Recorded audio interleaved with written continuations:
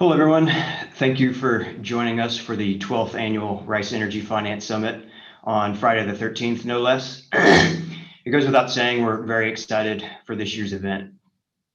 As you all know, nearly everyone has been impacted by the coronavirus, both personally and professionally, and REFS is no exception. While we initially began planning for an in-person event, we quickly pivoted to assessing how REFS could be delivered virtually. Seeing businesses and people rapidly adopt virtual platforms has made this event more streamlined than we could have ever imagined at the start of everything.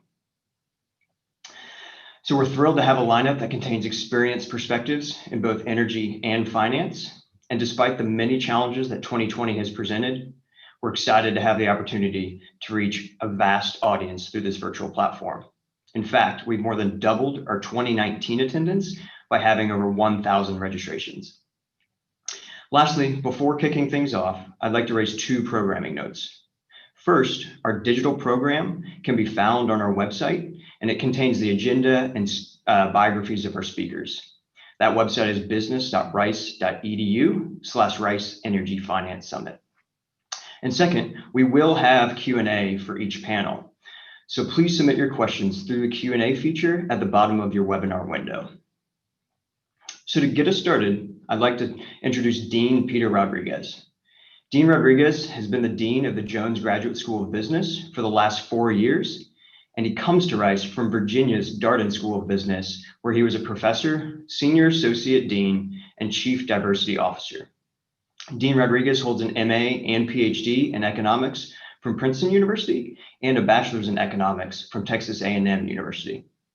He worked for several years as an associate in the Global Energy Group at JP Morgan Chase, both in Houston and in New York. So without further ado, I'm happy to hand it over to Dean Rodriguez. David, thanks very much. Welcome, everyone. I'm really proud to be here to help kick off the 12th annual Rice Energy Finance Summit. Here in 2020, as David mentioned, a very challenging year, but a year in which I think we can make an even greater impact with this all student-led, student-run, fantastic Energy Finance Summit. So thank you all. Normally, I'd love to welcome you to Rice University, and in a sense, this is still Rice University. Here we are, just as before, and we're doing everything we can to make all of our programming, all of our mission just as viable, just as fantastic in this difficult year as otherwise. And I think today, especially with the panelists we have today, especially given the strength of the sponsorship we have from the fantastic companies in and around Houston who've always had our back, always supported us in this conference. This is going to be fantastic. And I think you're going to learn a little bit more about energy finance and everything that's happening in this industry more today and better today through this forum than maybe you could just about anywhere else. I just don't think there's a substitute for being in Houston and being as connected to this particular network as you'll find today. So I'm deeply proud of being involved. Really grateful to all the students who, in spite of all the things they've had to do and all the challenges they've had to overcome, rallied, innovated, found a way to make this work, and found a way to bring it to even more people. So thank you, David. Thank you to all the REFS student leaders, and thank you to all of our sponsors and everyone else who's been a part of this. Energy finance, as David mentioned, is something that has always been part of my life, I think. I've grown up in it. It's been really special to me, and I find it one of those topics that is evergreen and how gratifying it is to me. So I grew up in an oil town in East Texas. Just to give you a sense of that, we had a semi-pro baseball team. Our park is Driller Park. Our team was the Pump Jacks. Everything I remember growing up was about people riding the oscillating waves of feast and famine in oil and energy in the 80s, the 90s, and everywhere since. It really has been an industry like no other in that sense. And it's really been important to me. My first real job as an energy banker was about finding ways to get capital to an industry that at that time didn't know where it was going to go, a little bit depressed, sort of one of those low plateau periods. And then just to date myself, we had a Gulf War, energy spiked, you had this world in turmoil, and everybody tried to figure out what you could do over the long term to make the United States more energy independent, to figure out the future of the global energy supply problems, and to meet it with financing in creative ways. What we did then was innovative for its day, but has been eclipsed many times over by all the ways that energy financiers have figured out how to bring capital to an energy that feeds the world the energy that is essential to its survival. And I think nowhere has that been more important here than in Houston. I'd like to say that there are at least 5 things that really inspire me about the energy finance industry and the energy industry in particular. And one of them is one I think that you all know, is that there's always been this great sophistication around finding solutions for challenging risks. The risk profile of getting energy out of the ground, whether it's deep in the ocean or in rock that doesn't want to give it up, has always been, I think, a significant challenge. And finding a way to bring capital to that has made a lot of difference in livelihoods, not only here in Houston, but in living standards in the United States, energy security, and in well-being around the world. And finding those solutions is no easy trick. It's not like in other industries, and it requires a sense of innovativeness. It makes you want to bring science and the leading concepts in finance to an industry that really does need them, and one that's built not only on that science and technological set of solutions, but on a sophistication around how you build relationships and keep the money flowing into the industry. I think alongside that, you always had a second really interesting thing in energy, and that's this great boldness and daring of leaders.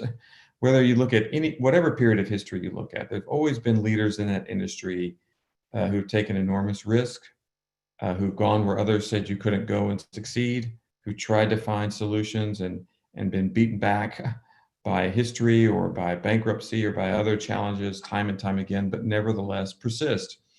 If you think just about fracking, it's a contentious word and a contentious process to some, but the impact of fracking on energy security in the United States, on transforming the Permian Basin, and on really changing the profile of energy production in the world at a time when I don't know anybody thought it could be done, is extraordinary. Whatever happens to the future of that industry, and whatever happens to those frackers, that change and that type of development, whether it's just horizontal drilling or the other types of subset innovations that are there, are incredibly important, and they're always present. I can tell you that if it ever seems like there's a lull in energy around trying to find solutions or being innovative, using science and using technology, that's a veil. It's not true. Behind the curtain, you're always seeing new things. And I know that behind the lull that we see here today in energy markets, I think one that is lifting, we'll find more, and we'll find more interesting and intriguing paths to the future that include traditional fossil fuels and other sources of energy as well. And I think that's also very, very exciting. A third, and maybe in some ways, the most important source of inspiration for me has been this great connection to the global economy and to history and into politics. When I decided to go back to graduate school, when I decided I wanted to be a professor, get a PhD, I was in love with learning more about global economics and how trends around the world, development in all parts of the world, was shaping our world right before our eyes, and in fact reshaping it in ways that doesn't happen very often. It's generational or even multi-generational in purpose. In that, you always find the energy industry, vital to every country, vital to all sources of growth, and one that is hyper-connected to the rest of the world. What you'll find within Houston and banks and in all the energy companies around is not just a knowledge of local fields, not just a knowledge of regional talent, but a knowledge of what's happening around the world, a connection what's happening globally in the Middle East, in Africa, in Latin America, in Asia, out at sea, in Texas, in the Permian Basin and beyond. All throughout the energy industry's history, there's been this great connection to the global economy and to the richness of the interrelationships between politics, an industry like energy, and well-being around the world. If you think only about the Baker Institute, just across Jamel Plaza from McNair Hall, the home of rice business, you know that there are great conversations about the history of the oil and gas industry, and they continue to this day to help us understand in a deeper way what's happening and how it affects our well-being.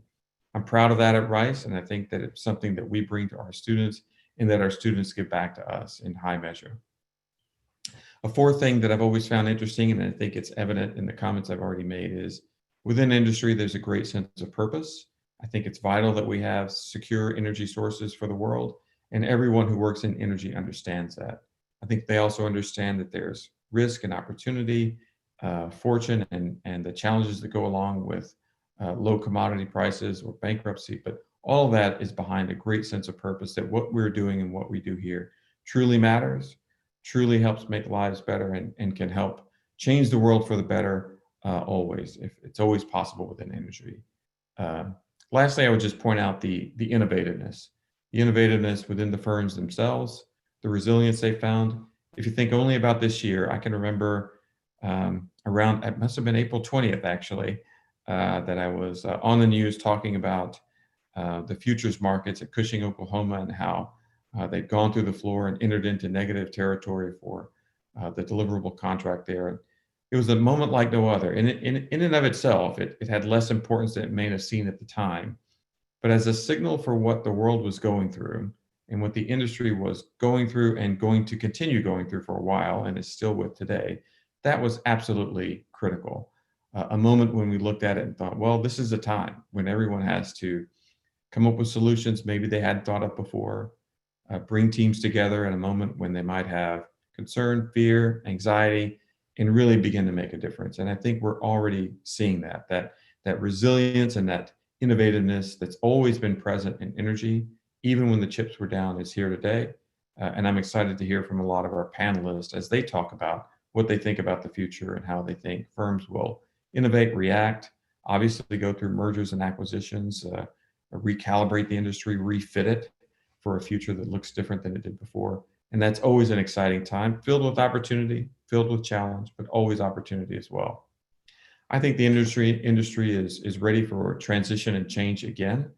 I think we'll see a change in many ways that bring more renewable sources to the fore, and I think that's exciting.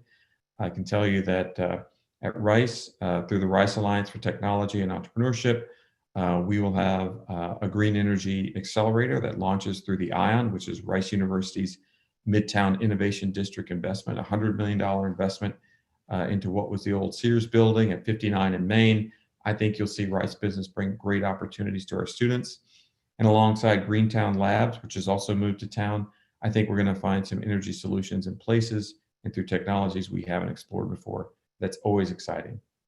Finally, I would just say that energy has been really critical to Rice and really critical to our MBA program. I can think of no industry that's been more important to ours and more present in the students that come, in the jobs that they exit to, and in the corporate relationships that we hold. I can tell you that energy is the number one source of our alumni base in employment. If you look at which firms have more Rice MBA alumni than any others, they are the usual suspects within energy, and I'm sure that they will be for a while. I think that that's exciting, and it gives us great connectivity and a great sense of belonging to an industry that really feeds the hometown, to an industry that represents not just exploration and production of the finance around it, but really a $1 trillion infrastructure around the Port of Houston, around refining and the production of chemicals that are vital to the industry. So it's something that we take great pride in, and we're deeply connected to and aim to remain deeply connected to. So finally, I would just say in closing that I'm really confident in the resilience of the industry. I've been a part of it my whole life, and will be excited to remain a part of it. Always am fascinated by what's happening. Know to remain optimistic, and I'm excited about what the information that's brought to you this morning and in this day's summit. I want to say for everyone out there, I know that change is difficult, but change brings opportunity. We have lots of alums in energy and finance that are making changes and thinking about the future. People who've come back to get an MBA, people who will leave this year and every year and find jobs and opportunities and make them for themselves. And I'm excited about that. So we stand alongside you. We embrace your challenges and want to do everything we can to support you. And I just want to say again, thank you to all the students that make this summit important, vital, that are going to bring their best energies and their best intellect. We've never had a better MBA program, a better set of students, or a more resilient economy built around our schools. So thank you for all you bring to us on behalf of Rice University and also the Jones Graduate School of Business at Rice University. I want to thank all the participants. I want to wish you well, and want to say we look forward to brighter days ahead and to learning everything you have to share with us today. So With that, David, thank you very much. Best of luck to everyone, and I look forward to the discussions that follow today. Yeah, thank you, Dean Rodriguez. That's great, and appreciate a lot of those words on kind of the resilience mindset, because I know we've all been thinking both personally and professionally about how that applies to us, and greatly appreciate those words. So, and yes, to echo his comments, we're just thankful for all the students and sponsors and speakers that are taking time and energy to help us put on this event, and we're really looking forward to it, as we all are, given what's happened this year with a lot of things being turned upside down. And so since we're a little ahead of schedule, we're going to take just a few-minute break. And so we're going to come back just shortly before 8:30 as our agenda outlines. And then we're going to kick off with the capital markets panel, where Katie Maynard's going to be moderating us on that. And so if you can, go grab a cup of coffee, check the markets. We'll be back in probably about 10 minutes, if that sounds great. So thanks so much, everyone, and we're looking forward to it.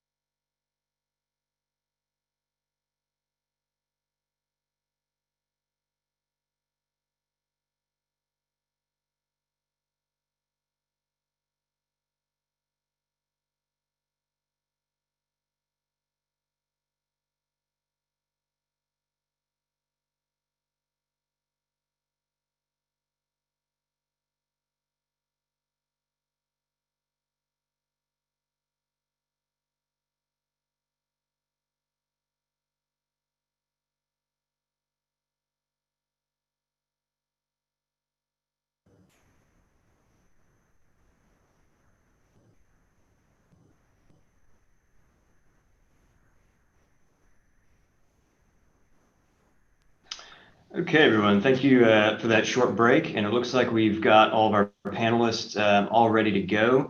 And would like to thank them for their time, but I also would like to say that my classmates just gave me a lot of grief for telling you to check the markets when they're not open yet. So I'm going to walk back that statement. Always a little focused on other things today, but apologies for that that statement. But really happy to bring on this panel. Obviously, the capital markets have gone through quite a lot this year, especially the equities.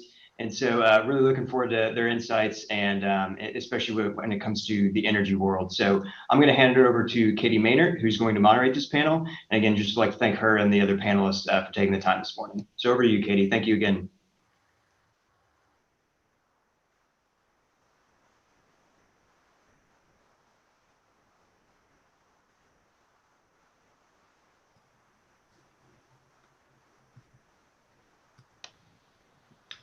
Katie, are you all set to go? Everything okay?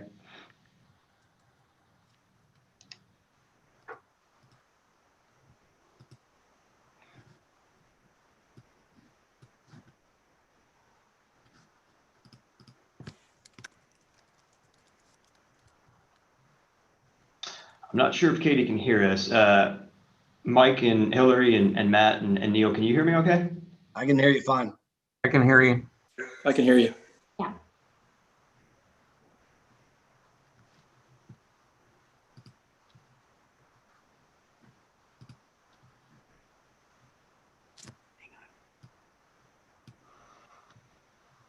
Hi, good morning. My name is Katie Maynard, and I'm the founder and CEO of Pink Petro. And it is delightful to be with all of you this morning. We are in the midst of one of the most severe series of challenges the world has seen since World War II. The COVID pandemic has exposed the fragility of our global systems. It's exacerbated underlying economic and social inequalities. Leaders in every sector, government, business, civil society, private, find themselves at a defining crossroads. And at the heart of all of this is our economy and capital markets. It's a hot topic, so let's jump right in. I am joined this morning by Hillary Holmes. Hillary is a partner in the Houston office of Gibson, Dunn & Crutcher. She's the co-chair of the firm's capital markets practice group and is a member of the firm's security regulation and corporate governance, energy, private equity, and M&A practice groups. She is also a Blue Devil fan. I will be picking on our panelists today since we all come from different schools. Our second panelist is Neil Kaminsky. Neil is from Haynes and Boone. Neil is partner and chair of the finance group at Haynes and Boone. His practice includes representing domestic and foreign financial institutions, other lenders and borrowers in bilateral and syndicated financings involving unsecured and secured first lien, second lien, and other subordinated debt transactions. Welcome, Neil, and he is a Longhorn. We're also pleased to have Michael Roberts. Michael Roberts is the managing director and head of oil and gas capital markets at Loki. Mr. Roberts graduated with honors from Texas A&M, and he is an Aggie, but I will also point out he is a Rice Owl.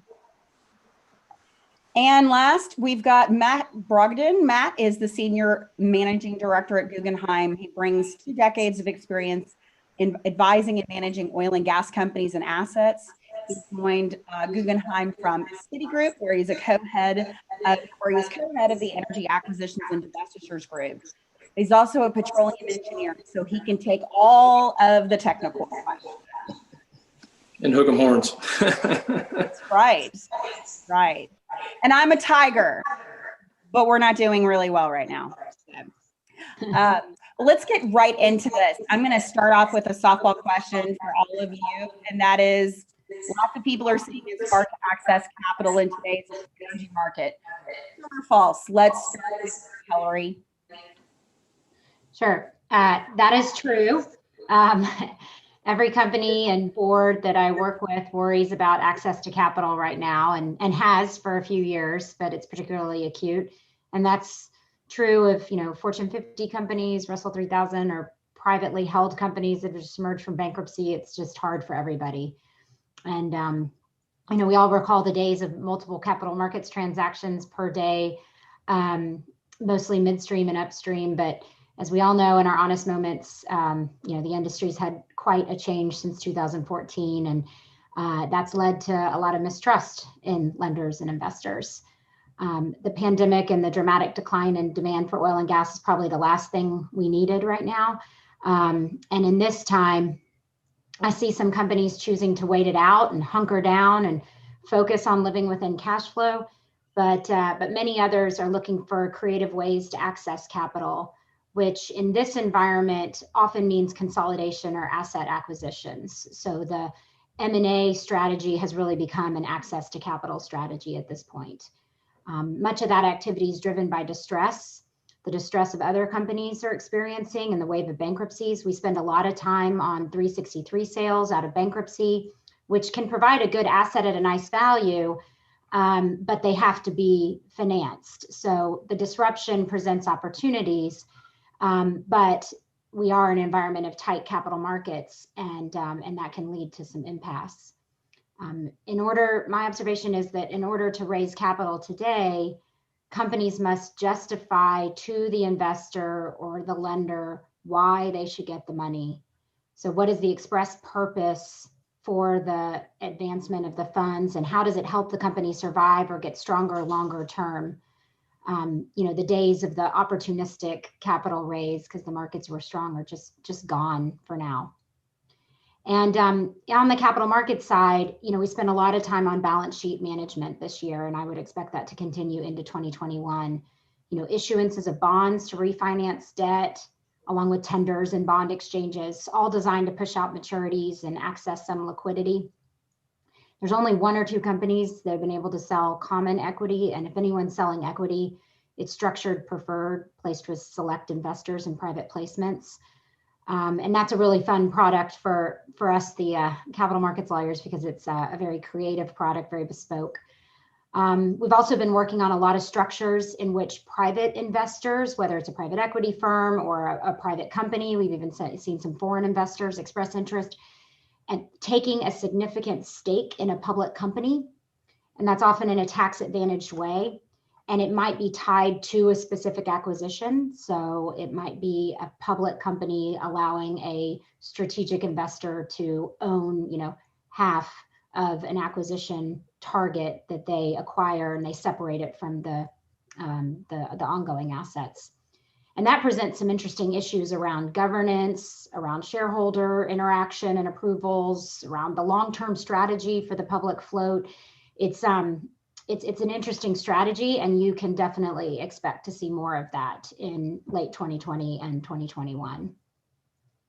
And on the lending side, all of the companies have had to navigate their secured credit facilities and bonds.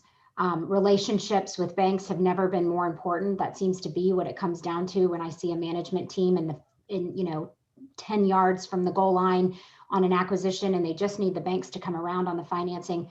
The ones who have strong relationships, whether commercial and personal relationships with their lenders, can really get things done where others can't.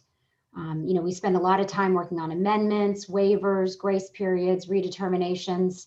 But unfortunately, some of these facilities create, pretty unsurmountable obstacles to a company's ability to take advantage of an acquisition or growth opportunity. The management team might believe in the consolidation or acquisitive growth strategy, but the banks don't, or the banks are leaving the oil and gas industry, and it just creates a real unfortunate problem for the companies when they need the capital and think they've found the solution to their long-term growth strategy. So your answer was true. My answer is absolutely. Absolutely. Well, it sounds like it. And, so I'm going to toss it to our nerd, Matt, because I saw a lot of head shaking as Hillary was speaking. Why true? And what do you think? Well, thank you, Katie, and thanks to Rice University for hosting us in this really fantastic conference.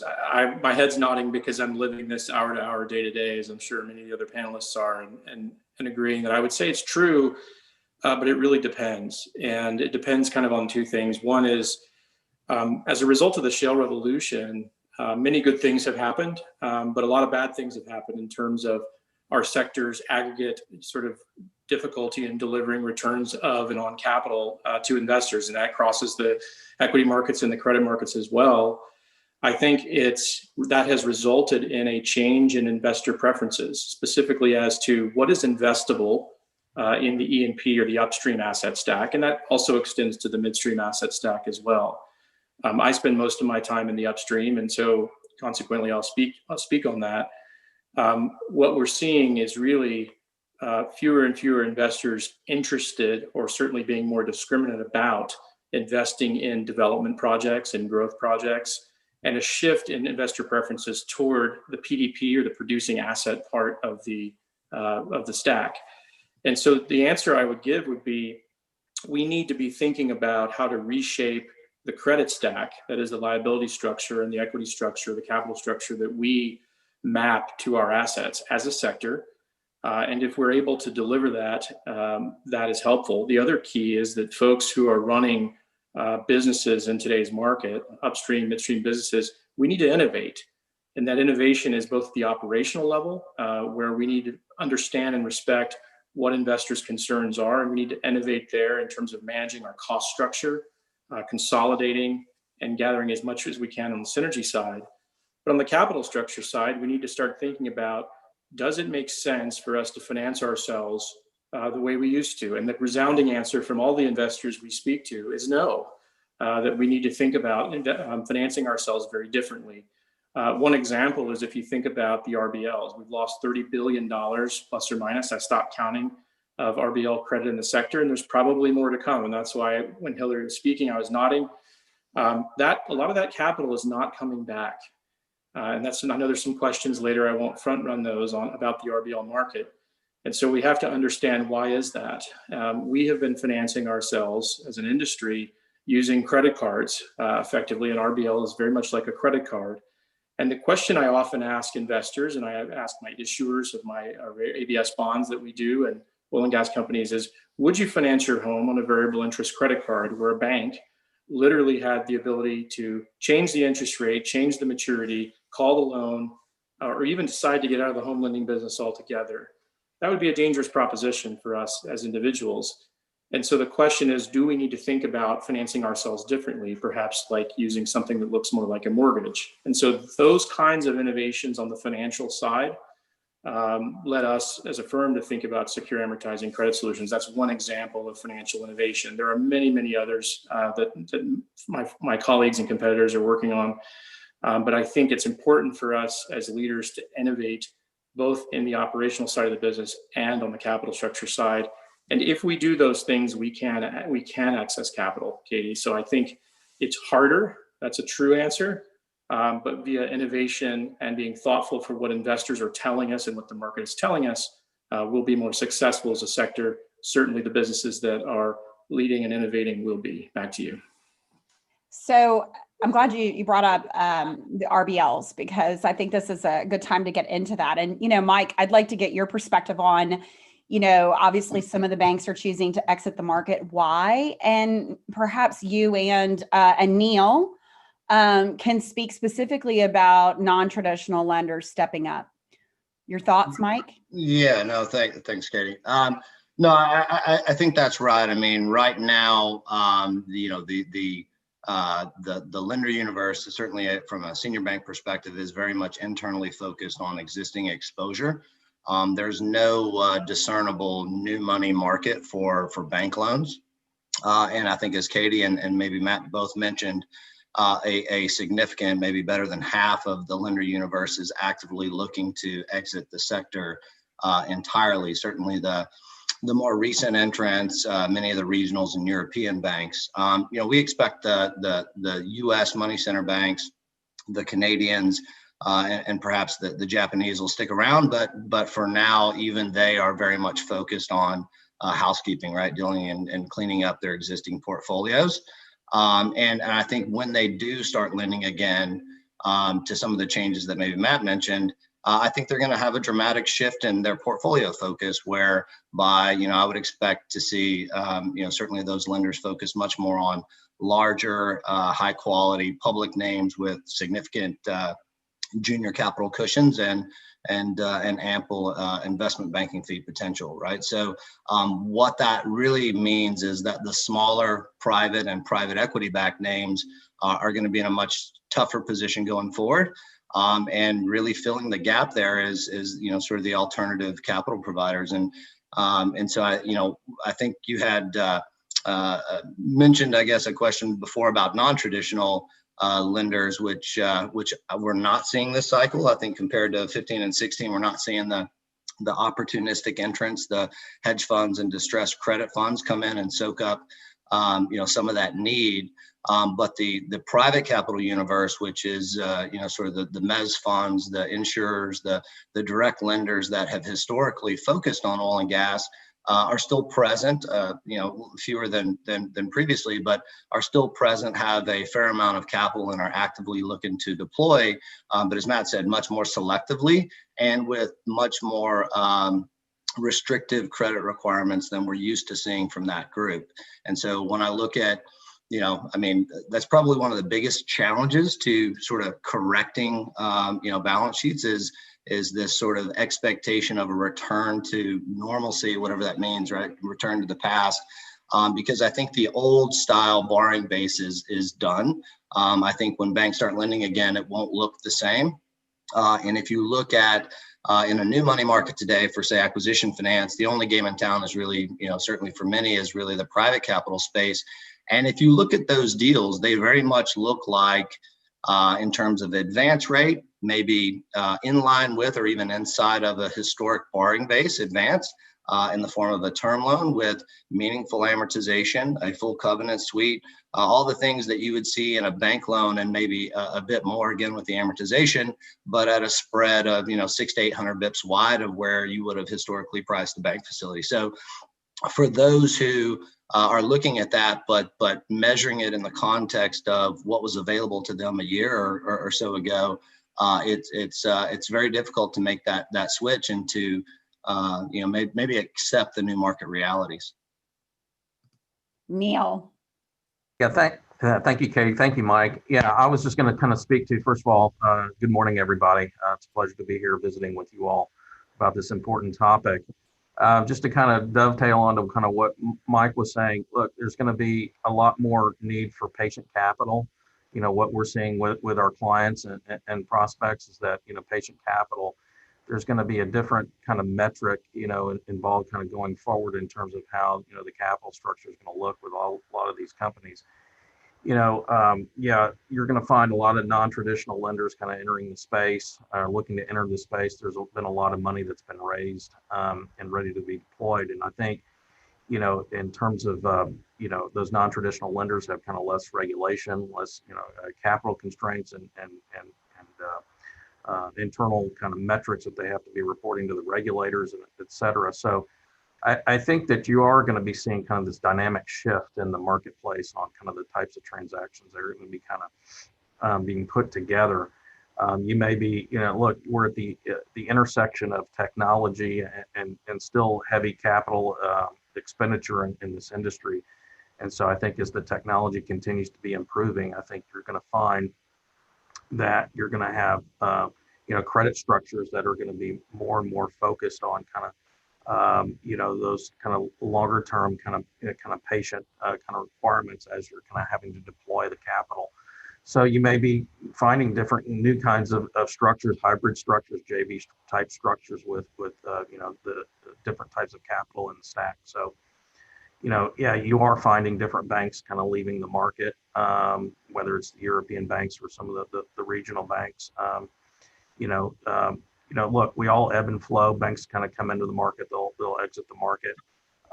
But at the end of the day, I think you're going to be kind of finding kind of the cream always rises to the top. And so I think you're going to find the opportunities where the credit's going to find the right credit providers. So, I look forward to it because I think this is an ever dynamic, evolving market. So I think it's going to be interesting to kind of see how it all plays out over the next kind of couple of years or so and going forward.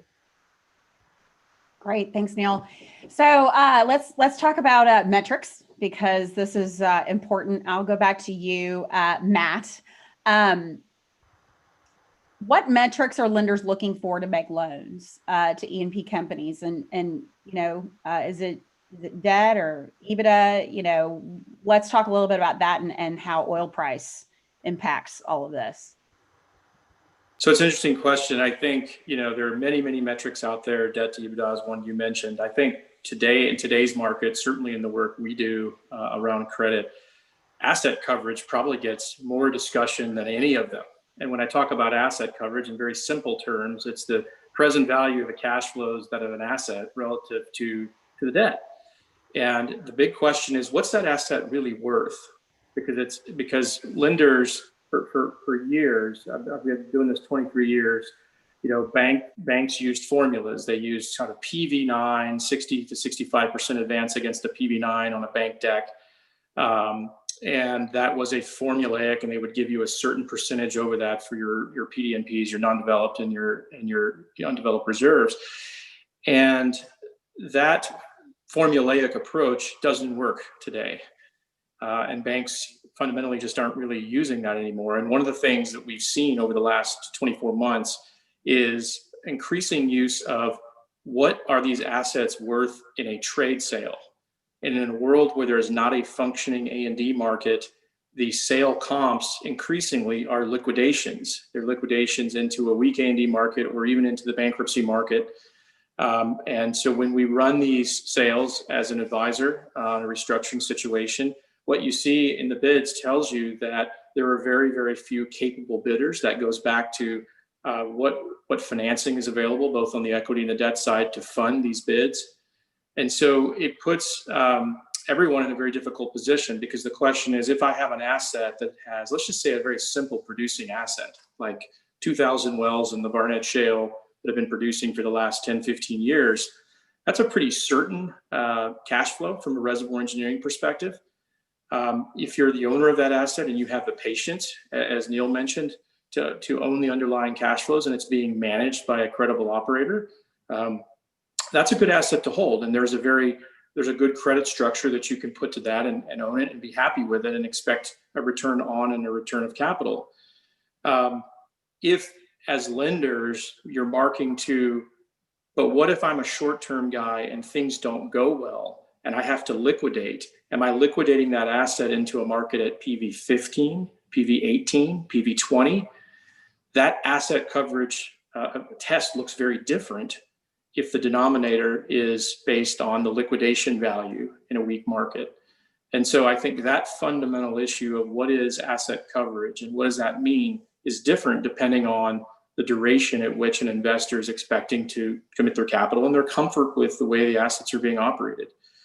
So I would say that that's where we spend most of our time in any conversation, whether it's first lien bank debt, institutional credit, even equity in acquiring PDP assets. It's a question of how comfortable with you are the cash flows and what's the structure and how are you protected? And ultimately hedging becomes a very, very important part of that. I think on the last part of your question around, I think you were asking about oil prices, is that right? And how that affects lender behavior, oil and gas prices.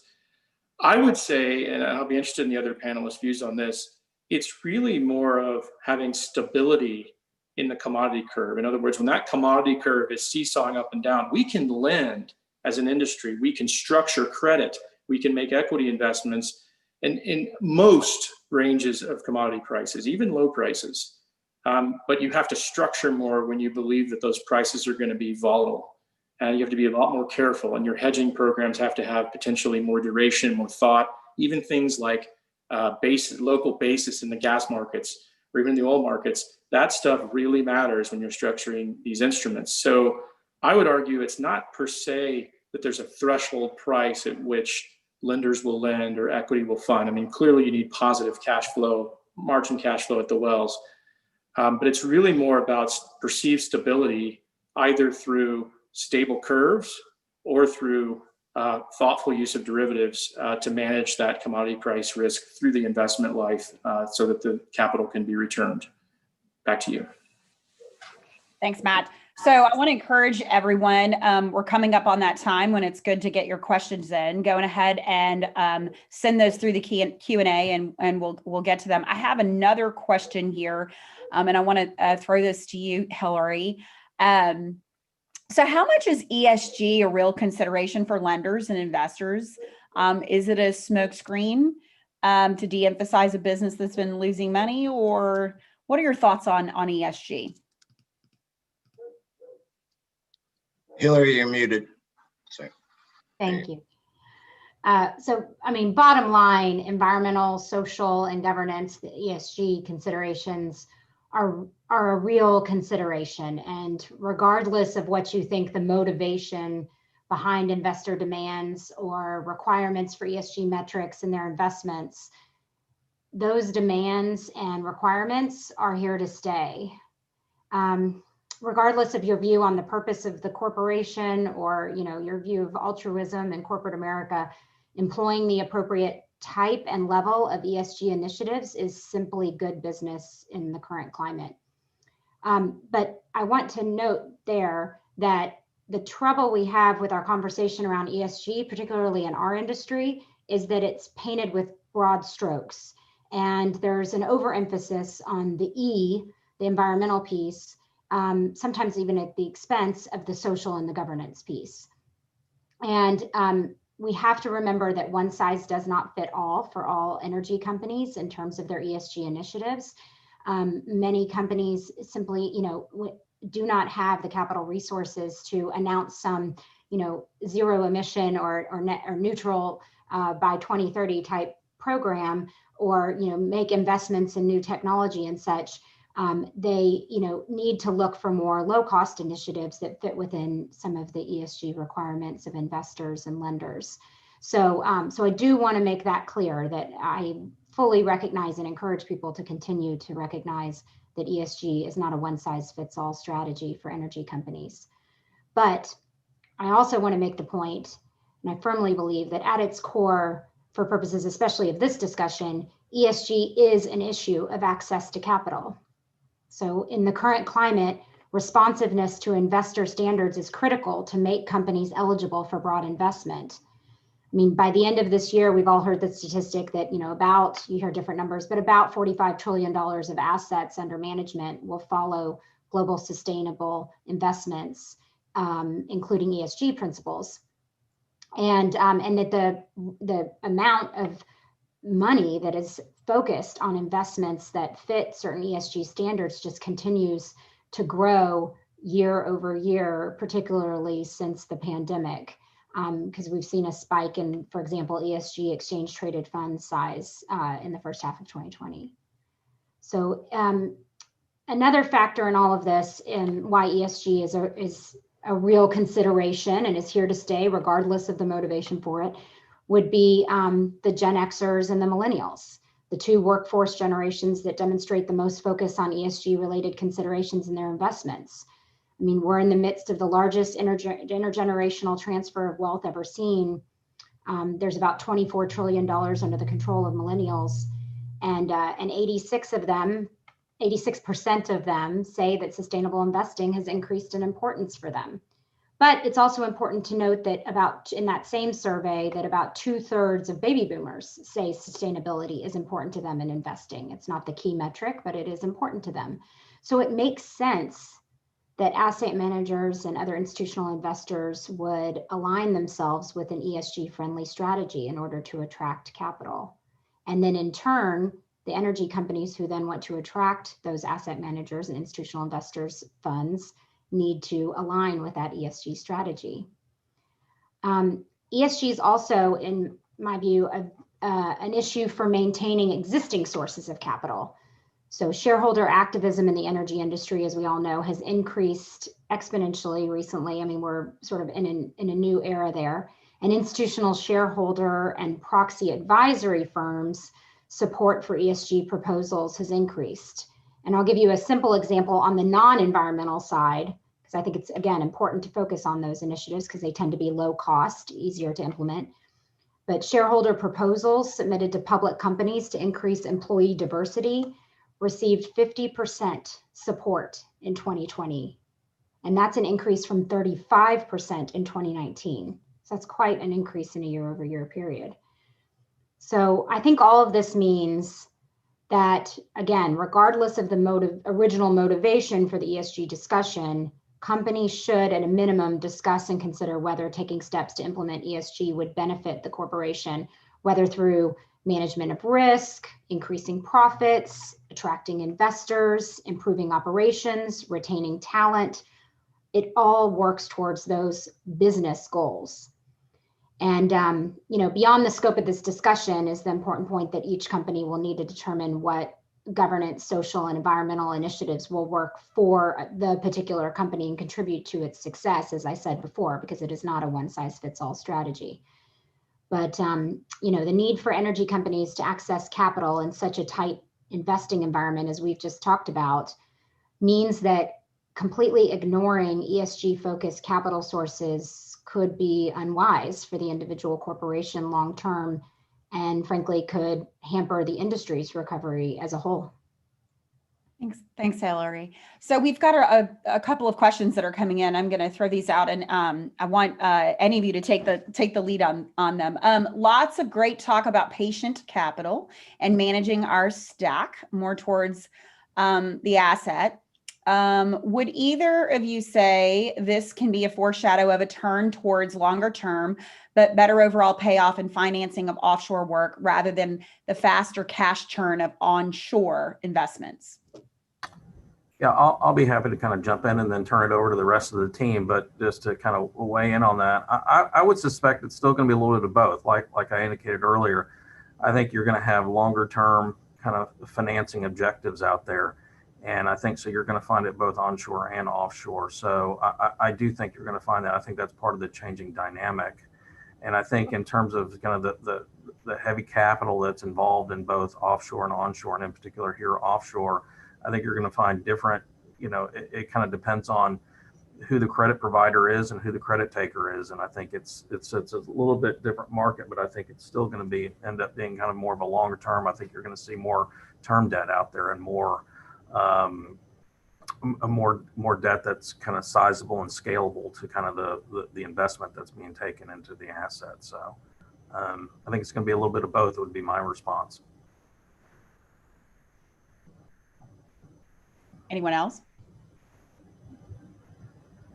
Okay. Thanks, Neil. Appreciate that. So the next question is, what would you say is the standard pricing grid for a new credit facility these days? 300 to 400 BPS? Question mark. Yeah, I don't think there is a new credit facility these days. So it's sort of more of a hypothetical in general. I think, there's, as I said before, there's not a new money market for senior bank lending. And certainly there's an expectation that pricing grids will change along with other metrics as banks figure out what the right parameters are when they do start lending again. I would say that probably the one thing that we can look to a little bit is some of the exit post-emergence exit RBLs, and where sort of at least the out of the box credit metrics were set and those deals, certainly looking at around the average. And I'd say that not so much from a pricing standpoint, which is still a little bit fuzzy. And ultimately, if they adjust the credit metrics appropriately, maybe the pricing doesn't actually change that much, but you're paying the same for a lot less. But just looking at some of those stats, I would say that an out of the box deal today that would hypothetically be palatable to banks is going to look like less than 30% advance against PDP PV10, inside of 1.5 times leverage, and again, still probably some increase in the pricing grid, whether that's 100 to 200 bips, whatever it is, it's likely to go up. And part of that is just driven by lack of investment banking fees generally across the space, right? And not being appropriately compensated for clearly the risk that they were taking historically. Matt, you're shaking your head. Do you have anything to add? Yeah, I was just reaching for the mute button. I've been careful to avoid the feedback. I think the question was really on the cost of capital. If we just kind of step back and generalize it to what is the cost of first lien credit, right? Because RBL is one option. But I agree with Mike, new RBLs are very, very tough to get right now because lenders, as was mentioned before, are really focused on their existing portfolios. But it can range, I would say, on the low side in a highly structured instrument like an asset-backed security. against producing wells, you could probably do, in the upper 4s to low 5s% on an investment grade tranche rated BBB that would attach somewhere up or detach around 60% of the PDP asset. And then you can push that additionally if you want to reach, say, 70%, 75% LTV on that. You could push it up by adding kind of a Class B tranche behind that for, call it a 8-10% yield. And again, that's all market dependent. The other product that you can think of is kind of a first lien secured amortizing bond that would price in the kind of upper single digits, depending on the corporate issuing it and the amount of super priority debt allowed or disallowed ahead of that asset or company. And you then kind of look at private market solutions and what the mezz guys will do. There's a strong interest out there for mezz guys to invest in, kind of first lien credit and structured credit. And we've seen that anywhere from very high single digits to, mid double digits, all depending on the situation and the asset and the amount of hedging and structuring. So the answer is we all will miss the RBL product. We miss the days when we can go to our banks and get hundreds of millions, if not $1 billion RBL. Those days are really largely behind us. And so we're going to need to be thoughtful about using or tapping additional markets, and that's institutional markets, that's private credit providers, and rethinking, I think, a little bit about how we interact with our banks. And I think we'll see a lot more of these institutional type credit instruments structured and sold, and the revolvers that will be out there will be first lien, first out, kind of super priority style revolvers. That kind of business, I think banks can and will do today. I'd be interested in the other panelists' views on it. But we're definitely going to have to change how we're using the RBL, and RBLs overall will be more expensive unless, as Mike mentioned, they're attaching it, very low percentages of the PDP asset stack. Yeah, no, and I would add, I think it's a great point. Certainly there are many more options today in terms of capital providers than even a few, handful of years ago, right? Historically, you had a very large gap between the RBL product and certainly mezz providers. There was, probably going from your back in the sort of going back a little bit further, your 200 to 300 grid, and then you went from there straight into double-digit cost of capital with a mezz provider, whether that was on the low end or even mid or upper teens, was sort of situation dependent. And typically, though, for that, you were getting higher advance rates and other things that really you're not getting as much today. But one of the things that we've seen certainly over the last few years is a lot more what I call direct lenders, for lack of a better description. But there's a lot more guys filling the gap between historic bank debt cost of capital and traditional mezz. And so again, there's different investors that have different goals and objectives, and obviously the structures are tailored to that. But one of the things that I think Matt touched on a little bit there is a big focus for guys who may have customarily been happy to do second lien financing and things like that. The attachment point is a critical aspect in those deals. So there's a lot more preference for not just first lien, but even royalty attachment or other super priority type situations where, again, it's clear that certainly the institutional and private credit guys are much more focused on downside protection than the upside returns, right? So that transition is probably helpful and ultimately transitioning to some extent away from at least fully using the RBLs as a primary source of capital, though there's not a great solution out there for the revolving capacity that banks provide. So. Great, thanks. So can anyone comment on why you think the plummeting oil prices didn't affect renewables as much back in 2014 and 15? So I'm not sure I entirely understand the question, Katie, but I'll take a stab at it. If the question is why didn't renewables respond as favorably to the sort of the alternative markets pullback in 14 and 15 versus today, I mean, I would just again sort of expect that to the extent that there is an increasing amount of capital available to renewables, it speaks to some of the ESG initiatives that Hillary mentioned. But I think all of it is somewhat derivative, right? You know, you have ESG being driven largely by LPs. And so a lot of the energy focused funds, whether they be credit or equity funds today, have to be very concerned about their ability to raise funds in the future for fossil fuels, right? So as guys and as capital managers out there are looking for how to continue to do their business, they're having to essentially move more and more towards what the LPs are looking for. And that means transitioning away from traditional oil and gas and looking at more renewables and other alternatives. And so I would say that a few years ago, I didn't spend much time at all on renewables, candidly, because it was a very tough space to get deals done. But I would say that the demand side pull from the capital providers today is it's a lot easier to take a renewables deal to a investment committee than it is a new upstream deal. And we've seen that where, even upstream dedicated guys have focused on midstream and other variants that weren't as clearly sort of in the path of destruction, I guess, for lack of a better description. So I think there's just a lot of positive pressure to encourage guys to do those deals. That said, the economics on that side are still very challenging, and outside of wind and solar, it's still very difficult to get anything done just because of the underlying economics. Okay. What are suggested options to buy down first lien high interest, high yield term debt?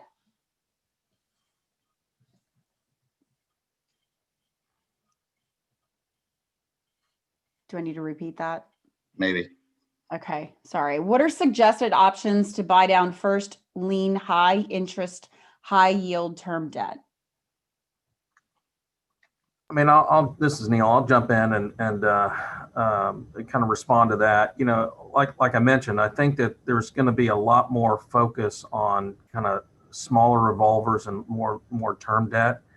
And so I think you're going to find with a lot of consolidation in the industry that you're going to have a lot more of the bigger players that have access to the larger capital markets and the bigger balance sheets. And I think that ultimately you're going to find opportunities where they're going to end up kind of rebalancing, if you will, their revolving and term debt. And so I think that I think you're going to end up finding, kind of like I said before, a little bit more focus on kind of longer term kind of patient capital. That's kind of where the activity is going to be, in my view.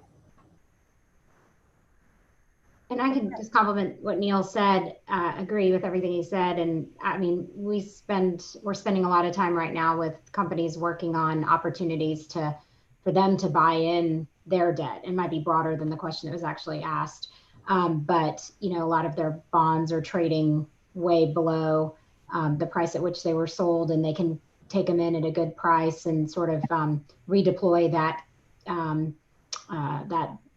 capacity in another way and sort of help their leverage ratio.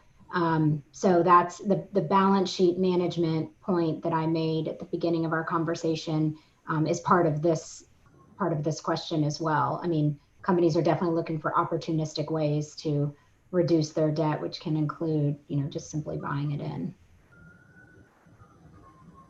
All right, here's our next question. What impact will carbon pricing in the United States or synthetic instruments have on capital markets to support credit? Good question. Anybody want to take it?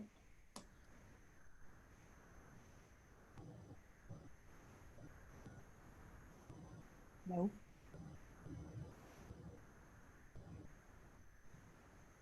Okay. Well, I will throw this question at you. How will the Biden administration impact capital markets? I know this is something you've talked a little bit about, Hillary. Do you want to comment on it? Sure. I mean, we can all do our own reading and listening to the pundits on how a Biden administration impacts the industry as a whole.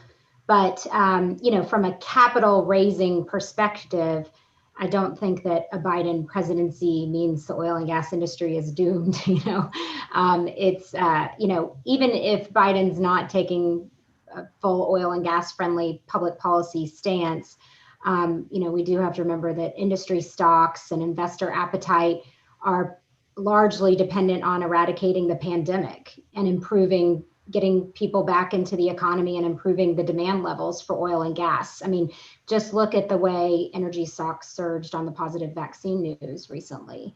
The market value of the energy industry is much more dependent on the global economy rebounding from COVID-19 than on federal policy right now, it seems. The other point I'd make is we should have this conversation again in late January after we know, or mid-January, after we know the results of the Senate runoffs in Georgia and know who's going to control the Senate. Because if we have a divided government, I think everyone's the common view is that a divided government would be relatively good for our industry. Although there's a footnote to that. I mean, it might prevent Biden's, climate change package from passing, or at least in a more modified fashion. But it could mean that the, stimulus bill is not as robust as we'd want to help boost the demand levels for oil and gas that I mentioned a moment ago. So, it's not a perfect situation, whichever way this comes out. But there will be a lot to monitor, including, Biden's statement about moratorium on leases on federal lands, particularly if that hits the offshore industry. That's pretty significant.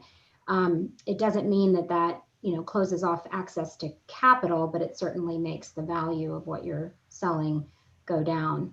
The other thing I just want to mention, as the capital markets lawyer here, is another thing to monitor with the Biden administration, and particularly if the Democrats get control of the Senate, is legislation that could be introduced and actually get some legs that could impact the way public companies, including energy companies in the United States, raise capital and market themselves to the public.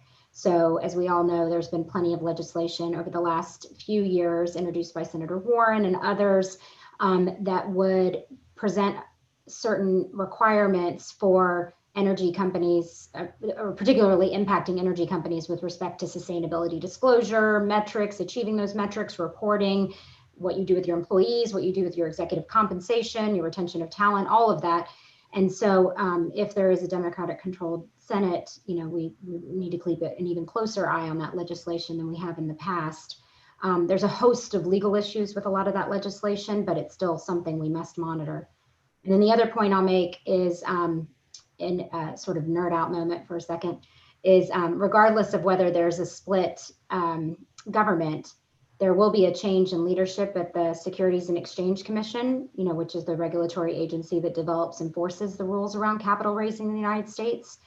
So, the 5-member SEC, where 3 seats are controlled by the president's party under Trump, and a Republican leaning commission, has promoted a lot of deregulation that has allowed a lot more capital raising. 2/3 of capital raising in the United States is in the private capital markets now.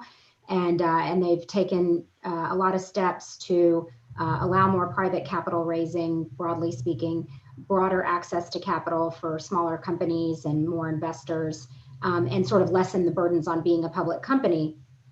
But if we have a Democratic-controlled commission, we could start to see some more regulation or some changes in some of those rules. It's yet to be seen, but that's another thing to keep your eye on if you're focused on how difficult will it be to raise capital in the Biden administration. All right. So final question, and each of you get 30 seconds to answer it. So it'll be like Jeopardy kind of, except I think Jeopardy maybe is a minute. So in honor of Alex, we will ask you to limit your time to 30 seconds so we can get to our break. The question is, energy markets have been rattled since the Saudi-Russia price war in March and have further been hurt by reduced demand. What is your outlook for 2021 when it comes to demand and or price recovery? Mike, you want to start us off? Yeah, sure. No, I think it's a tough one, right? I mean, obviously, my thoughts are more on the oil side, but certainly the COVID situation is far from over and far from defined as to when we'll return to any kind of normalcy. And so to have any sort of sense of demand outlook without without an expectation of some return to normalcy is difficult. So I think most of 21, if not all of it, is still going to continue to be challenged with weak demand, particularly on the oil side. Gas, on the other hand, looks a little more favorable, but again, I think largely seasonally.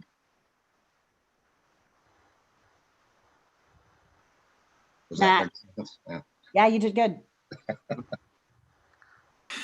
Well, I always say if I could predict prices, I wouldn't be doing what I do. I'd just be sitting in front of a screen trading all day. But I would say I'm on the oil side. I would anticipate, as Mike said, it really depends on the recovery curve from COVID-19 and how fast the vaccines are deployed and the world gets back to normal. I would I wouldn't expect prices over $50 in the crude markets. I would say kind of mid 40s.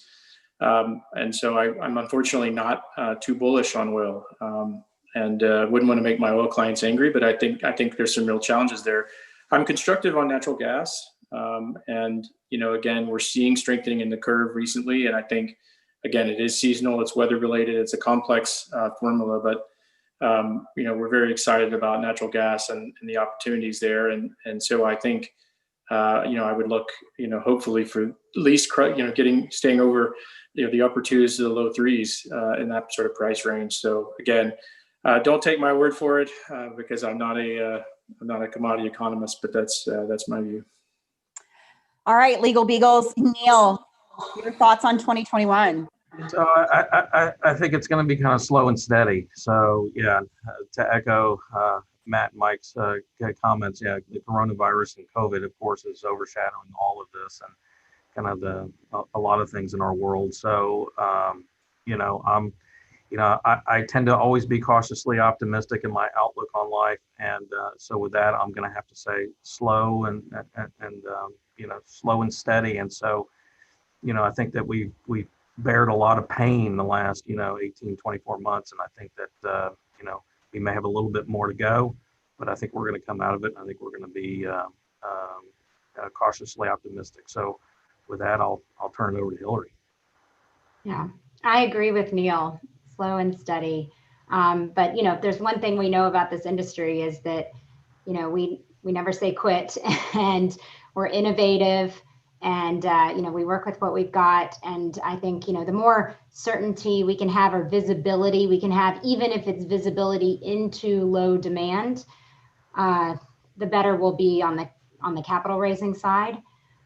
So I think we just have to embrace the situation in which we're in, come up with the innovative structures that, Mike and Matt and Neil were talking about, and do our best to see it through. But I don't think that 2021 is some magic light at the end of the tunnel.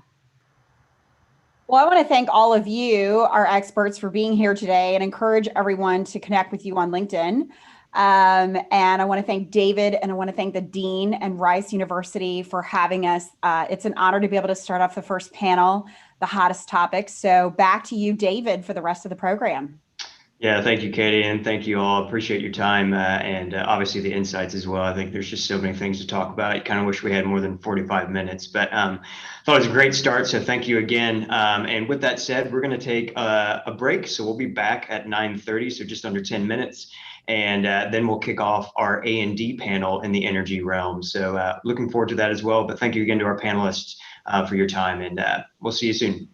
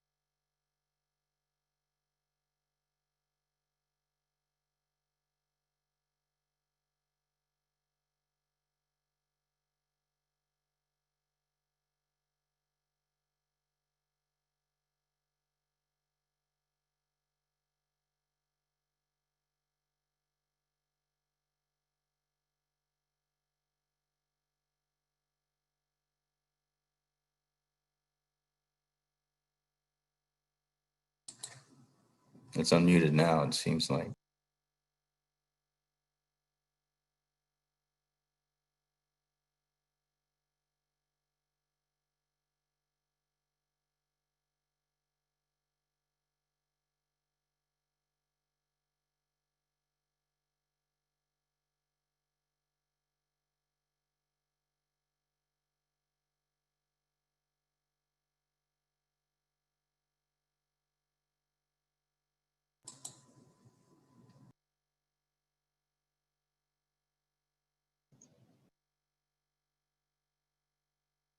Sound check. Hello?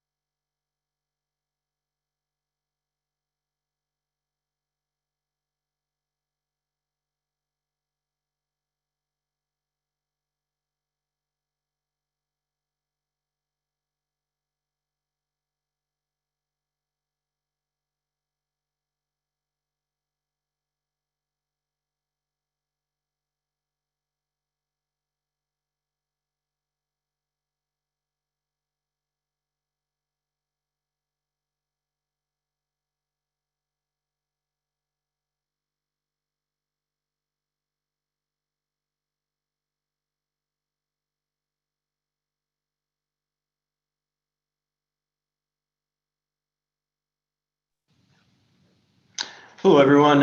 Thank you and welcome back. So our next panel is the A&D panel, but real quick before we start that off, would just like to give some recognition to our sponsors real quick.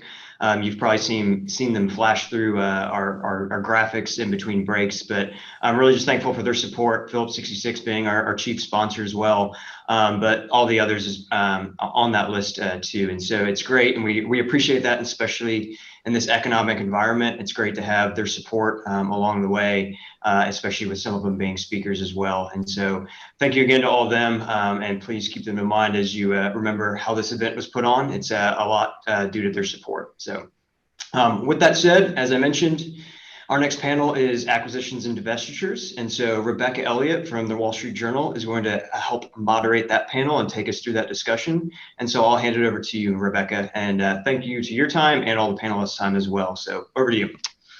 Yeah, David, thank you so much for having us. As David mentioned, my name is Rebecca Elliott, and I cover energy for the Wall Street Journal based in Houston.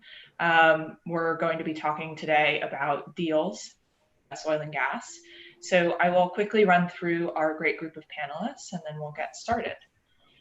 Chris Atherton is CEO and president of EnergyNet, an asset and divestiture platform that specializes in auction sales and government lease sales, among other transactions. Tim Carlson is managing director at Intrepid Financial Partners, where he focuses on advising oil and gas producers.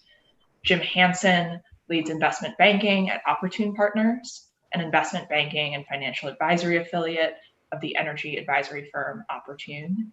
And Daniel Lopez is director for acquisitions and divestitures at Hillcorp Energy, the largest privately held exploration and production company in the US.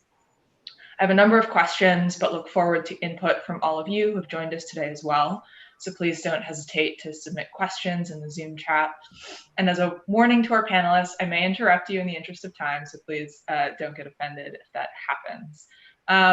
With all that said, let's get started.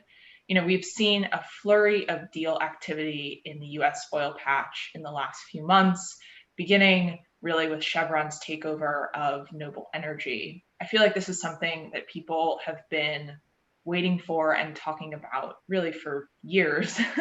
What do you think triggered this crush of M&A to finally begin, when for so long it felt like the expectations of buyers and sellers were too far apart? Jim, perhaps we can start with you on this one. Okay, well, I think it's pretty simple that this the new trend amongst investors is to really understand how to approach this sector, and the whole idea about being uninvestable create a lot of controversy about what it takes to make money in this sector when the commodity price goes up and goes down. And there's been a lot of talk about value destruction and the difficulty in getting returns that make sense. And I think that took hold with a lot of different E&P executives who felt that if that was the way that the sentiment was going, that certainly they had to follow suit. And I think immediately, as opposed to looking at the growth profile, which has historically run our business and been an important factor for so many years, there were a couple of things that came out to mind were very compelling. Cut costs at the corporate level, cut costs at the field level, reduce your leverage, and return money to investors. And the more people thought about that as a strategy from a corporate level, I think people started looking around and saying, where can we fit those goals and how do we accomplish that? And I think by looking at different situations, particularly in areas where people had overlap, they quickly said, listen, if we merge with a stock for stock basis with a low premium deal with XYZ company, we can reduce our overhead costs by 300 and our field synergies will result in another 300 in efficiencies. That's a good deal. And as long as we're reinvesting only 70 to 80% of our cash flow, let's use the rest of the 30% to reduce debt and get down to a level of net debt to EBITDA of less than 1 to 1. So as those discussions started to occur, I think everyone said, geez, that makes a lot of sense, because if we don't do that, we're going to be left behind with the investment community.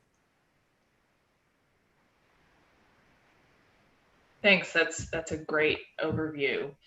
You know, much of the recent M&A has really been between stronger producers with better balance sheets, less debt. What do you think the future holds for everyone else? And I thought, Tim, maybe you might want to take this one. Sure, happy to, and thanks for having me today. I guess I would comment that just to follow up on what Jim said with regards to M&A and why it's occurring. I think one of the big aspects of that is certainly access to capital. And the first panel that we had this morning talked a lot about how challenged capital and the capital markets are right now in terms of raising money.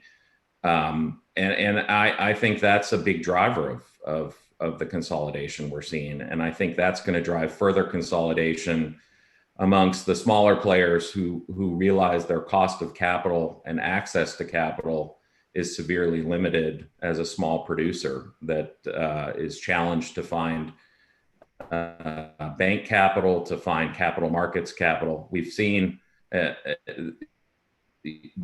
be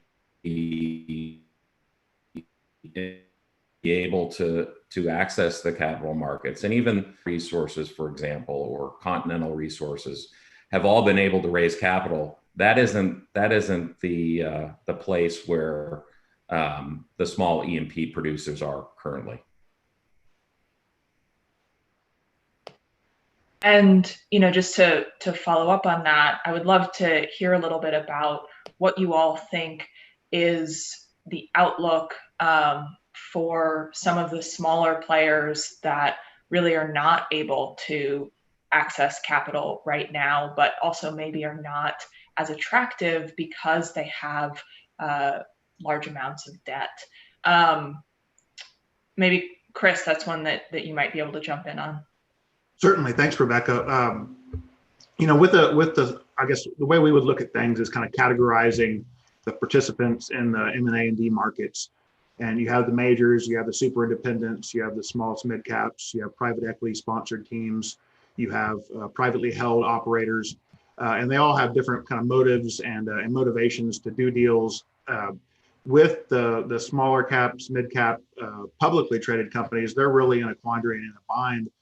They're seeing larger companies, merge with stronger companies, and they're if you have a Parsley or a Concho or a WPX, thinking that their best path is to move into a bigger home with a bigger provider for them for their future, it makes it really difficult to be a much smaller than them and kind of how they're going to react. So I think on the publicly traded, smaller market cap companies, they're really struggling to figure out what to do. I mean, we've already seen a large number of bankruptcy processes go on. I think that will likely, unfortunately, continue into 2021. The bright side of that is that the pain is probably good for the industry and good for the M&A and D market as a whole. A lot of these companies that were over levered really had too much debt, and obviously they had too much debt, but they couldn't really do anything. They couldn't acquire assets because they didn't have the money, because they were using that money to service debt. They couldn't, no one would acquire them or buy their assets because they didn't want to take on the debt, or even if they were going to sell some assets to further their situation, it didn't really help them all that much. So I think what's kind of interesting is, as these companies have restructured in 2020 and will likely do the same in 2021, or others will do the same in 2021, they come out with a much better balance sheet. They may be acquisition targets. They may choose to be a consolidator in a particular basin, but it gives them definitely more options than they had before. So I think you'll continue to see this kind of mergers and acquisitions at the higher level, but I think a lot of companies have to be looking around and saying, who's going to be my partner? I mean, the way I look at some of these mergers and acquisitions that have occurred thus far and that are probably likely to occur in the next 6 months or so, it's kind of like, if you're 40 and I'm 40 and we haven't got married yet, let's marry each other. And it's kind of like a sad trombone of just like, all right, well, that's how it ended up. But I think that you'll continue to see companies trying to get bigger, or they will just they'll sell assets. Sure. And for so long, shale has really been king in U.S. energy, but it seems like companies are starting to attach more value to conventional assets that produce more steadily than shale wells, which are prolific early on, but peter out very quickly. Daniel, how is the low to no growth model that many companies have been sort of forced into adopting affecting the market for more conventional oil and gas assets? Thanks, Rebecca. Yeah, no, I think it's a really good point. And I think what we're seeing is, Hillcorp Energy Company has really been focused on a lot of the conventional assets. And what we're seeing in the A&D market is really more of a return to that from a lot of the other companies, really because, especially when those assets are already developed and producing, you have a stable cash flow base. And that's really what investors are looking for in the overall space. So I think, especially for gas-focused conventional assets, the market has been relatively strong from a buy-side perspective. You see buyers coming in at close to the cost of capital to acquire those assets. There is a dislocation right now about oil price, and I'm sure we'll dive into that deeper. But yeah, I think that's kind of what the outlook is for conventional markets, is continuing to see a strong market. Well, one thing I'll add to Daniel's comments there, just the shale revolution has occurred, and then towards maybe the past 5 years or so, the emperor wears no clothes a little bit, in that the wells per section and the EURs of these wells have not come true as expected or as investors were presented. And that's caused a shift back to, let's take a hard look at conventional resources, because, we can't fit 64 wells per section, and, they're not all going to have this EUR, and they're not necessarily the return. We're not getting the return that we expected on those. So let's pivot and let's look back at more PDP heavy assets, which tend to be conventional assets or tend to be very mature shale assets. And Rebecca, I'll say one more thing too, is, we're on this A&D panel, and shale really allowed the A&D market to thrive in a way it never had before in oil and gas over the last 10 years, as Chris alluded to. And so really the story this year is are we returning back to what the A&D market was a little bit previously, with large M&A type deals, but not as many asset transactions? And I think in some sense, yes. And it goes back to the previous panel talking about access to capital and how that works. But what Chris is talking about and alluding to is, in this last 10 years, there was so much money to buy undeveloped resources, undeveloped wells, and that money now is no longer there, and people aren't willing to spend that money. And so you have a lot of people who have those assets who bought them and are like, wait, where's the market for my assets? And that's a really good analogy by Chris, as far as some of those sad marriages happening as people look to try to make their companies stronger for cash flow and become stronger companies. So all kind of interconnected with what we heard earlier this morning. Well, I'm so glad that you all brought up the market for natural gas assets. And I was looking at the prices yesterday, and as of then, U.S. oil prices were down about a third year to date, while natural gas prices were up around 36%. And so I would love if you guys could elaborate on whether, or the extent to which, that shift in fortunes is affecting the kinds of assets that companies are most interested in. Another way of putting that, is natural gas becoming cool again? And feel free to jump in, any of you, if you'd like to take that. Well, I'll start, and I'm sure the other panelists have their views on it, but for sure, I think money has shifted maybe more so towards the gas side right now, just given the fundamentals of how we're seeing things.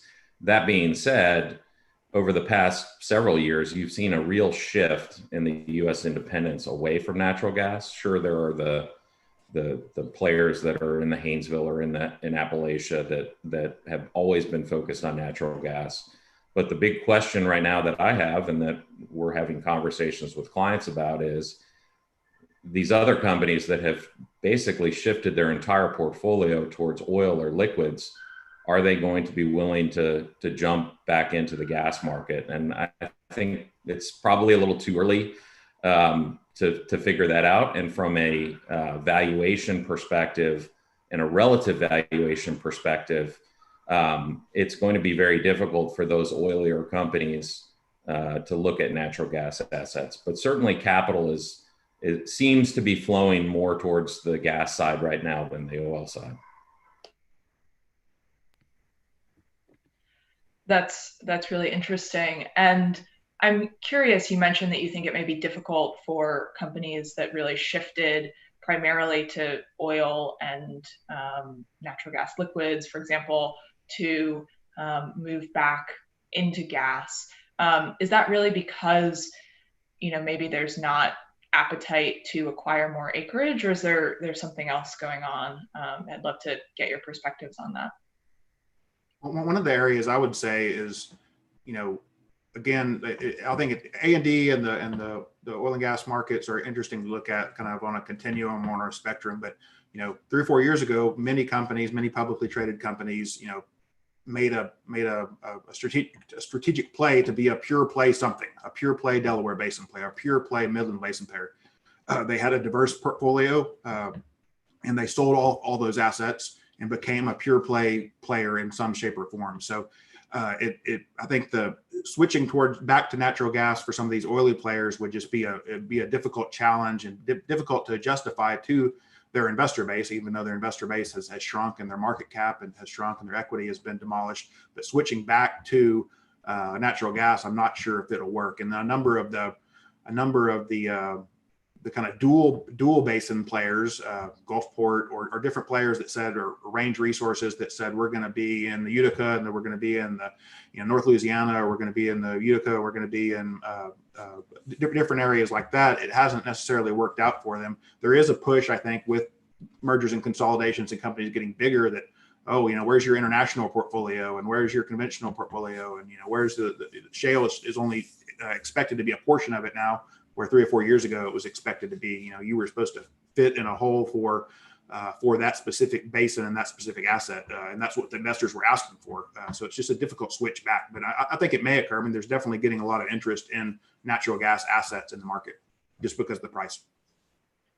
Yeah, it's super interesting to see kind of companies beginning to shift away in some cases from the single basin model, as you were mentioning. And Chris, your firm focuses on a lot of smaller asset level transactions rather than corporate level.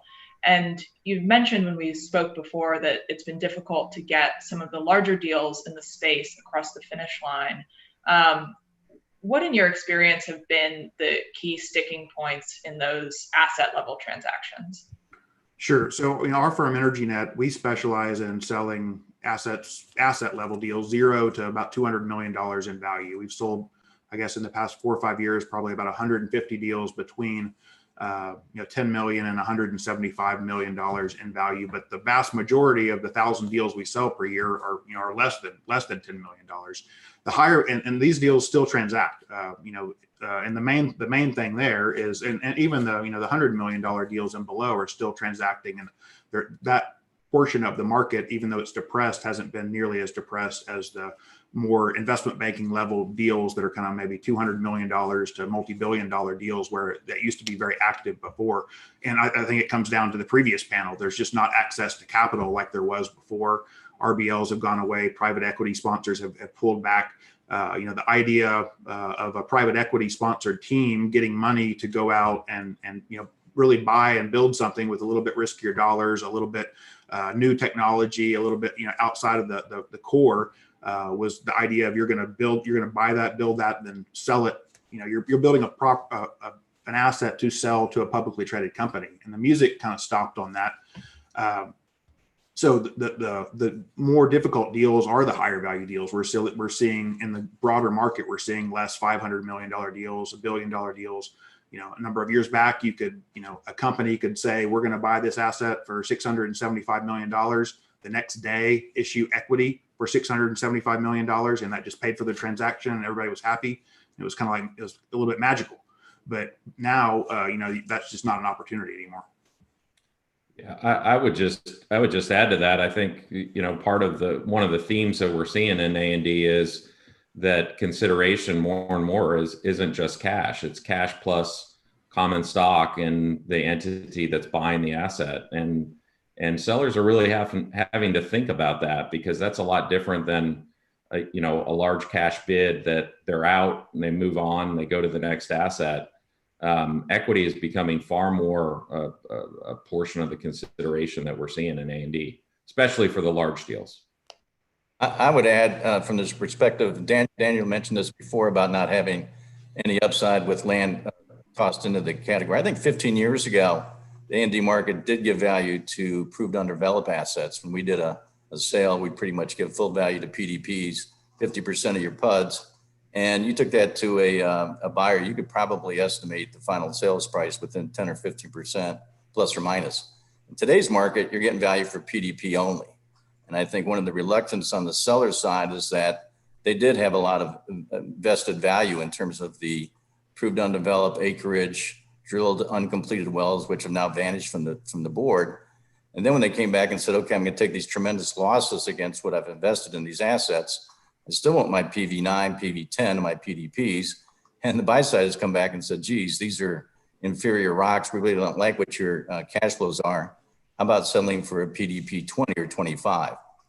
So I think that's one of the difficulties we continue to see, even when you have what I think the industry terms motivated sellers, people in a 363 process or in a bankruptcy when they're trying to unload some uneconomic assets. There's still a difficulty in trying to bridge that gap between the bid and the ask on these sales. I think it's going to continue because I think people that might be waiting for higher oil or gas prices are going to be disappointed by waiting and seeing. So I think it'll continue to be a frozen market. Some people talk about the pause in the A&D market. I think it will continue well into 2021. One thing I would add to that is in what we're seeing, our firm is seeing in kind of the sub $150 million A&D deals for assets that are, maybe they're predominantly PDP, they have some upside. We're seeing tremendous buyer interest. We may get, I guess, we run, competitive auctions, competitive bid processes day in and day out. But in that value range for a quality asset that is cash flowing, that's not dependent on future drilling for the entire value of the deal, we may see 20 or 25 qualified offers for that asset. And when that happens, they're getting closer and closer to a deal that a seller will accept, just because the top quartile of those particular bidders are stretching to make the deal happen. Yeah, when I've been in this business for nearly 20 years, and we've always seen deals at PDP, PV20. They don't ever, they rarely win the deals. They can submit the bids all they want. They rarely win the deals. I think, in that lower space, you are seeing deals, a pretty heavy premium being paid in, all things considered, this market and this price strip. Well, thank you all for the input on that. I think, the way that market is evolving is really, really interesting. At least part of the rationale, if we're talking about corporate level transactions for the recent M&A that we've seen in U.S. shale, has been, that larger companies would be more financially stable, perhaps better positioned to return capital to shareholders in the form of dividends. Do you guys think that's going to be enough? And what would you see as the rationale for investing in an oil and gas company right now? And I thought, Jim, you might be able to take a stab at that. That's a great question.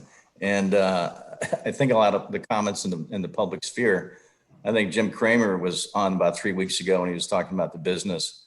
And his comment was, it is uninvestable, but it is tradable. And if you think about that, there have been spikes in pricing and whatnot. But the theory is that we are not good stewards of capital. We have too much compensation for our executives.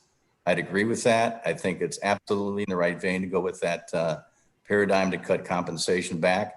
I also have been a very big leverage hawk for years. I think that a 4-to-1 total debt to EBITDA was way too high for a commodity-based business.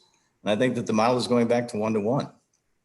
Whether or not the excess cash flow is best spent on dividends, and whether or not the market is going to be looking at this as a dividend type business, kind of similar to utilities or midstream, where you have contracts and not as much variability in the commodity. I don't know if that's going to work, but it's certainly, I think the initiatives to be more focused in terms of cost, supply chain economics are critical to everybody. I think everybody that can really settle those issues, find the cash flow that gives us the ability to distribute for debt and or dividends is going to be placed in the right direction. So the market will settle out. I think at some point within the next year or two, we'll have a better definition of who the survivors are going to be. And I think they can accomplish the goals that the investors want. Whether or not they think that's an investable strategy will to be determined. And I would love to hear some other perspectives on that question as well. But just for the audience, we're going to start Q&A soon. So please, as I mentioned earlier, submit questions in the chat and I will try to get to them. To others in the group, what do you think about the extent to which this consolidation will really make the industry more investable?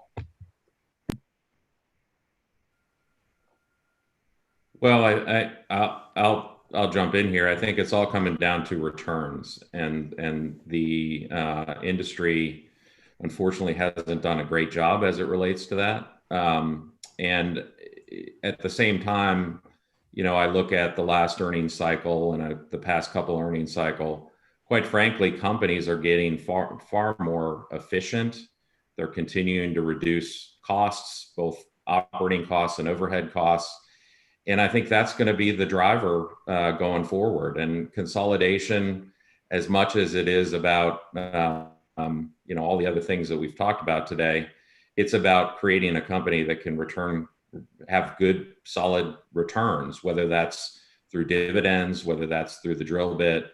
And it's going to take the better players, the better operators, and larger companies to really continue to wring out those costs and show the returns to the investor community that gets them back into the game, and views E&P companies and energy companies as ones that can produce and are disciplined in terms of returns on capital.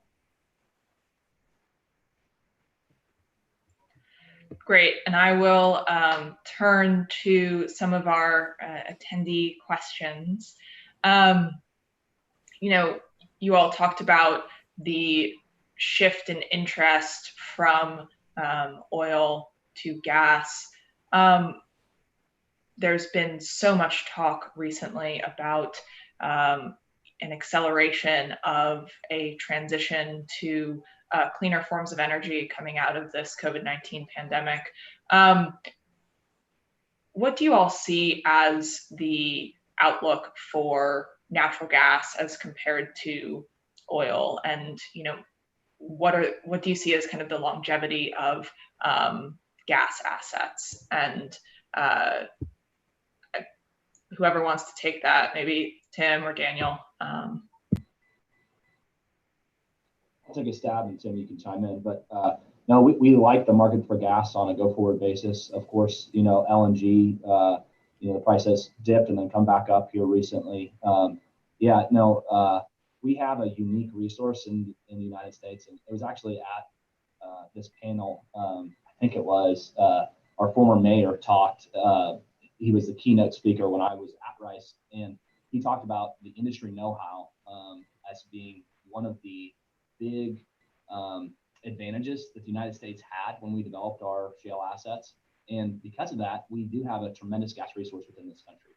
And to be honest, it is so much cleaner burning fuel than what the majority of our energy stack looks like around the world. So in general, me personally, I do see a lot of, I see a bullish market for gas in the future. We've kind of got to this new normal where gas is sub $3 or, right at $3 if it's high. Whereas previously, before Aubrey McClendon, you had gas that was, over $10, $15. So as far as that energy and its resource, I do see it as bullish. Yeah, I would just say the long-term fundamentals for natural gas, I think we've all looked at and thought were good over the long haul. I think the issue has been the short term. But look, everything comes down to the assets, and and whether it's oil assets or gas assets, do you have the assets that allow you the ability to create the returns that I mentioned in to the last question? And I certainly think there are a lot of reasons that people have talked about for many years as to why natural gas could be the future. And so from a long-term perspective, I'm bullish. In the short term, I think it's going to be very volatile, as we've seen. But as Daniel said, it's an area where I think a lot of people are putting a renewed focus on and believe in the long-term fundamentals.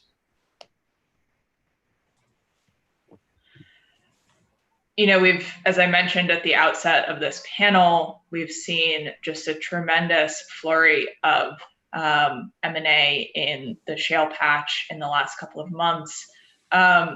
Do you all anticipate that asset level divestitures and purchases will pick up in the months to come as these newly merged companies look to maybe shed assets that are outside of their core areas? And I thought, Chris, this might be a good question for you. Yes, wholeheartedly. 2020 has been what it's been, and 2019 wasn't all that much better for the A&D markets.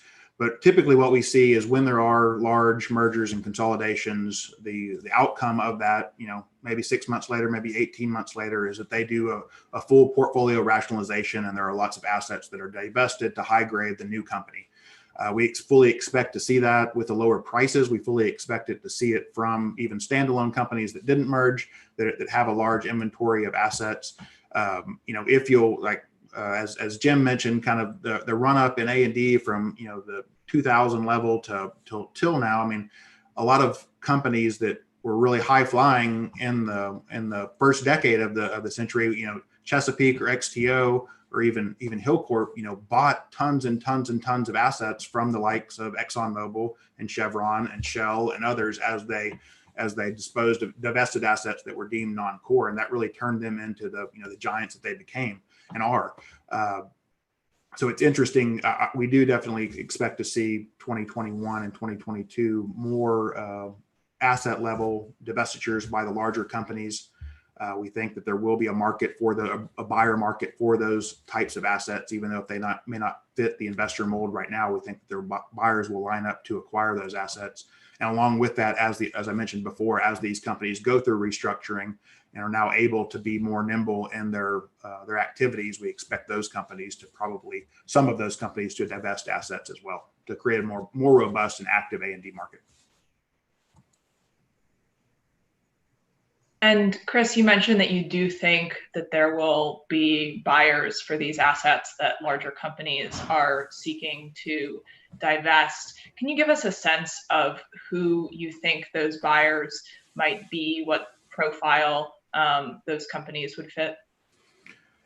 Yes, I mean, interestingly, I mean the assets that our firm has transacted, and even our competitors have transacted in 2020 and 2019. The dynamic has shifted. A lot of these companies are privately held entities. Some of them may be private equity sponsored, but with a different MO than the kind of buy, sell, flip, or buy and flip model.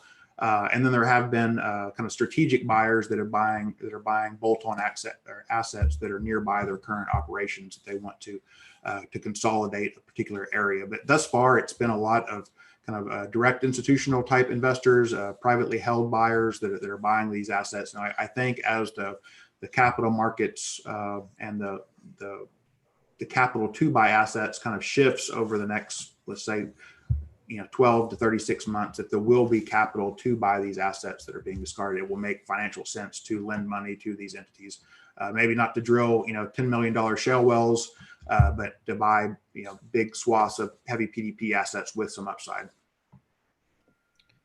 Yeah, I would just add to Chris's point, I think, and a point he made earlier with regards to valuation, the way that people are able to drive valuation in a lot of these situations are these bolt-on operators nearby, where they look at the cost structure and where someone may say, under my current reserve report and cost structure, it's really, it looks like a PV-15. From the buyer perspective, if they say I can come in and cut costs to a certain level, that's where you can really see that bid-ask spread narrow pretty dramatically from what we see in a lot of these situations. Yes, and I think you saw that in the equitable transaction with on the Appalachian assets, the gas asset that they just bought, where I think they advertised it was a PV-17, but a great fit for them, economies of scale at the field level. So I think you see that. For some others, it'd be interesting to see how the street values that cash flow. And I think I read somewhere that one of the analysts, research analysts, was talking about some marginal areas, and they said, well, it's a blowdown case, but it is cash flow. And as long as it's sustainable cash flow, we just as soon keep that with the company at a high valuation as opposed to having them sell that at a discount. So I think it always comes down to rates of return for the buyer and getting that bid-ask spread to where it intersects so they can make a transaction that both sides say is a win-win. And to jump back to our discussion about natural gas and the outlook for the fuel, there was a lot of conversation in recent weeks about French power company Engie, which halted negotiations on a contract with US LNG company next decade. And it was kind of after the French government reportedly pushed Engie to cancel or delay that contract over concerns about emissions from US natural gas.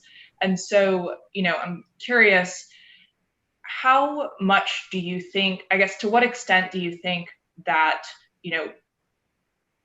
the emissions, whether it's methane or from flaring of US natural gas companies, is going to kind of hamper the market for that product, both domestically and abroad? I'll try to take a stab at that one real quick, Rebecca. Basically, I see it as really evolving, and it's interesting to see the energy market and how it's digested our current activity in the United States, and specifically, I'll contrast Pennsylvania with the Marcellus Shale Coalition that has done so much to both communicate to the public and to make sure that they have really good practices when it comes to flaring and other resources to make sure their gas is as clean as possible.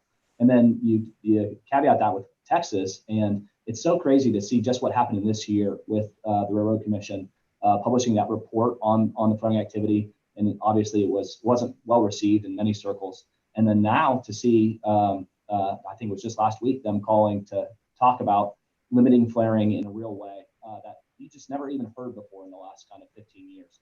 And so I guess not all gas is created equal, and we're going to be called on as an industry to make it cleaner and cleaner.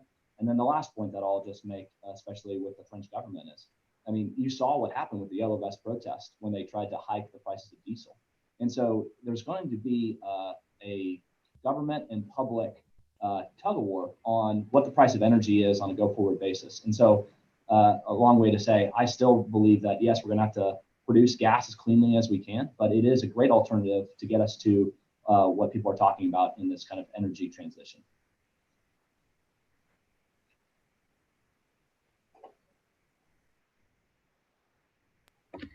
And I totally agree with you that there seems to have been just a tremendous shift in how both companies and investors are talking about emissions and the risks that companies need to mitigate for.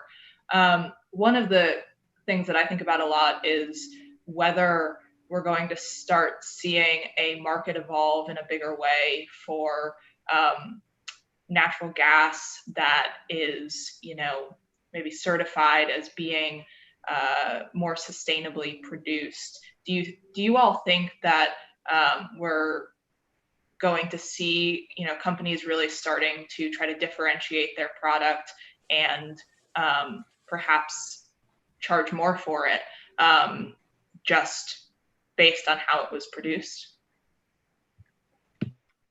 I think that will be, well, I think it's possible.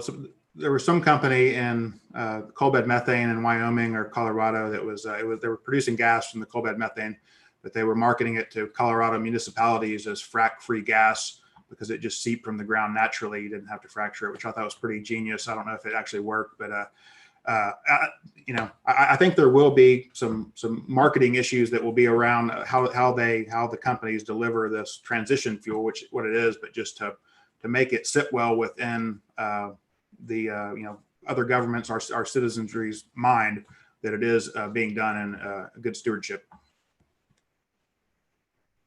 And I'll agree with Chris real quick, but yeah, I do believe that is going to be the future, whether it's a more formal carbon tax or whether it just comes with that industry communication that we're talking about, like the Marcellus Shale Coalition, for example. But yes, I do think as an industry, we have to be honest with ourselves that basically not all gas is created equal, and really champion that gas that is as clean as possible.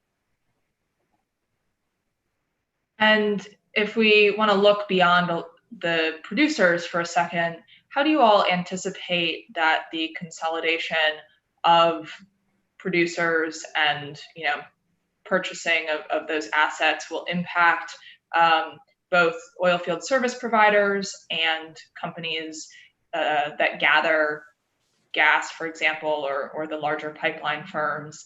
What do you think essentially that what do you see as the ripple effects of the merger activity that we're really seeing right now?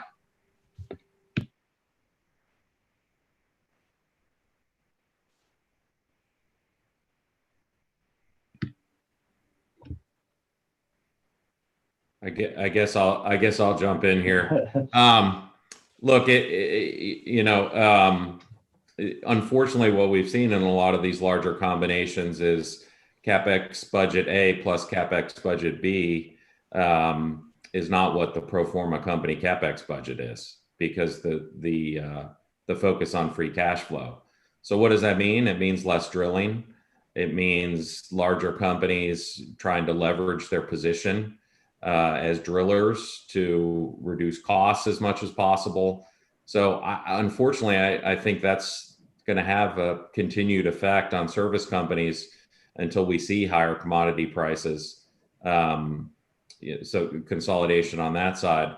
From the midstream perspective, it's better counterparties. It's more financially strong counterparties that hopefully can continue to fill that pipe or whatever facility they have down the road and produce. So it may be slightly a net positive from that perspective, but in almost all of these transactions that we've seen, the combined capital budget is less than the two put together, and it's going to be a continued tough road for the oil field service, from my perspective. Yeah, I agree with that, and I'll just touch on for those MBAs who might not be as connected to energy.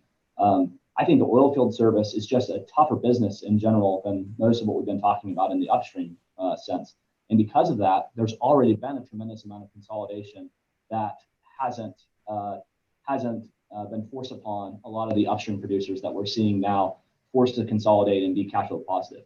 The oil field service sector over the last, really, I would say, 20 to 30 years has been really focused as much as they can on cash flow going forward. And you have two major companies, two behemoths in Schlumberger and Halliburton, that are really the only kind of international major players, and of course have a big domestic presence. But we don't have that type of consolidation. We still have a fragmented upstream industry in the United States. So yeah, I think that's the reason why we're not seeing that type of A&D is you already have a tremendous amount of consolidation, and you don't have mid-sized players. They're all gone now, and they already have been gobbled up by the Schlumbergers and Halliburtons. Well, thank you all for joining us this morning, Rice University for having us, and all of you, the panelists, for taking the time to share your perspectives. To the attendees, I hope you will stick around for the discussions to come later this morning. And please, of course, do not hesitate to reach out to any of us. And with that, I will hand it back to David. Yeah, thank you, Rebecca, and thank you, panelists. Really do appreciate you taking the time and bringing your insights as well. And so thank you again very much from the entire committee and the attendance as well. And so with that said, we're going to take our break, and we'll be back at 1:30, so in about 15 minutes, where we're going to discuss the energy bankruptcy realm. And so really looking forward to that panel and the panelists there. And so please come back in about 15 minutes and we'll pick it back up from there. But thank you again to our panelists, and thank you, Rebecca, for taking your time. Appreciate it.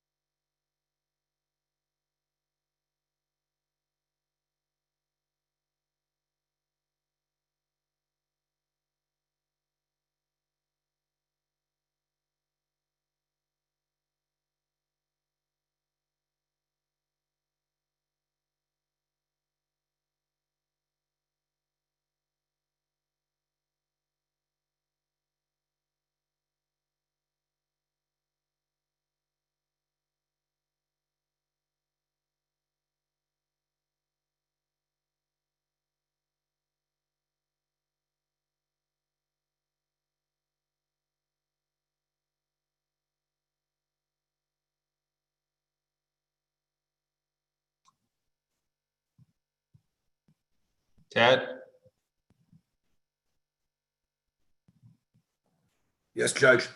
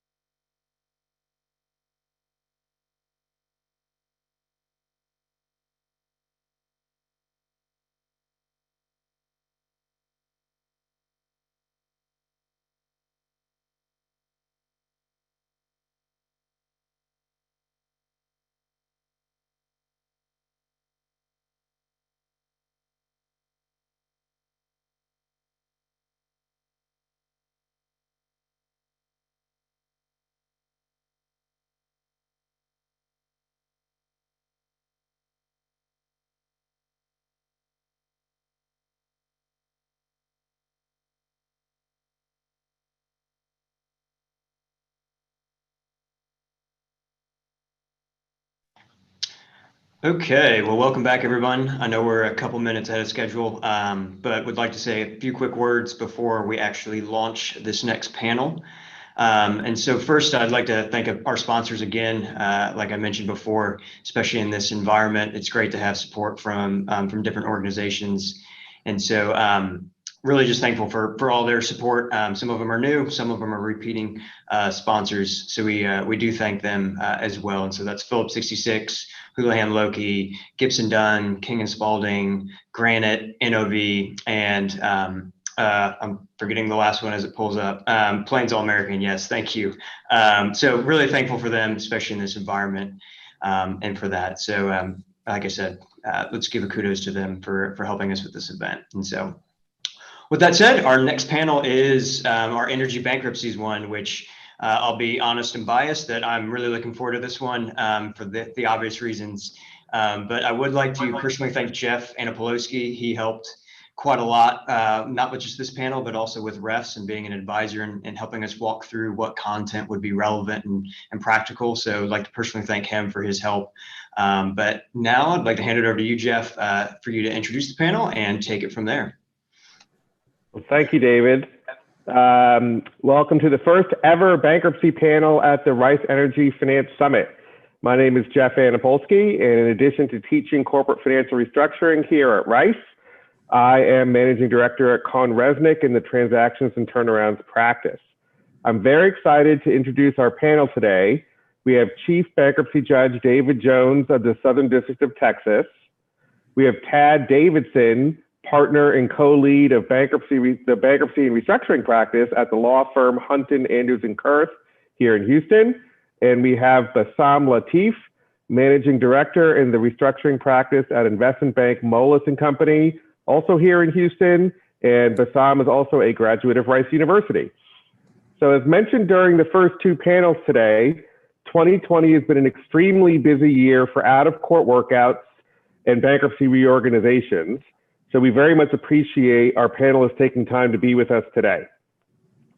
The Q&A function on this Zoom call is active right now, and we will be monitoring your questions as we go along. So we encourage the audience to participate as we go through the various topics, as well as we'll save some time for Q&A in addition at the end.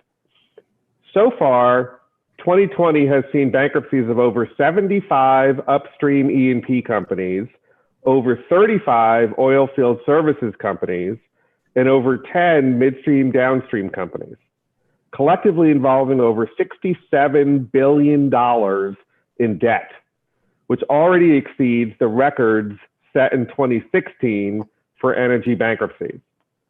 So my first question for the panel is, why is the Southern District of Texas, meaning Houston, the #1 venue of choice for these energy bankruptcy filings? We'll start with you, Tad. Thank you. Good morning, all, and thank you for the invitation to speak. I really think that there's a legal answer and then there's the real answer. The legal answer is pretty direct. It's fairly easy for an energy company or an oil and gas company to have proper venue to file in the Southern District of Texas. The Southern District of Texas covers Houston down to Brownsville, almost all the way over to San Antonio. And so long as your company has your principal assets, your principal place of business, or its residency within the district, it's eligible and has proper venue to file bankruptcy in the Southern District of Texas. So the key there is really the residency. If you have a corporation that's incorporated under Texas law, it's considered a resident of the Southern District of Texas, and it has proper venue filing here. Once you have one entity that has proper venue, all of its affiliates, no matter whether they have no connection or any connection whatsoever to the Southern District, all of its affiliates are eligible and they have proper venue following the first company into bankruptcy. So from a legal answer, I think it's relatively flexible and a relatively broad standard and easy for energy companies to have proper venue in the Southern District of Texas. The real answer is the bankruptcy judges that we have here. If you file a complex Chapter 11 case in Houston And what that means is you have liabilities in excess of $10 million or more than 50 parties in interest involved, or your debt or equity is publicly traded. That's a complex case. If you file a complex case, you're going to get one of two judges. You're either going to get David Jones, who joins us today, or Marvin Isger. Both Jones and Isger practiced bankruptcy law for years in Houston in advance of being appointed to the bench, and have extensive experience, not only in Chapter 11, but very relevant experience in oil and gas and energy deals. So you have their experience, and since they've been appointed, they've developed a reputation for having views on issues that are consistent and somewhat predictable. And what I mean by that is consistent between the judges and somewhat predictable between the judges, where as an advisor, you want to advise your client that something should happen. And if you know that the judges are predictable and somewhat consistent on those issues, that's a real benefit for the district being a good venue.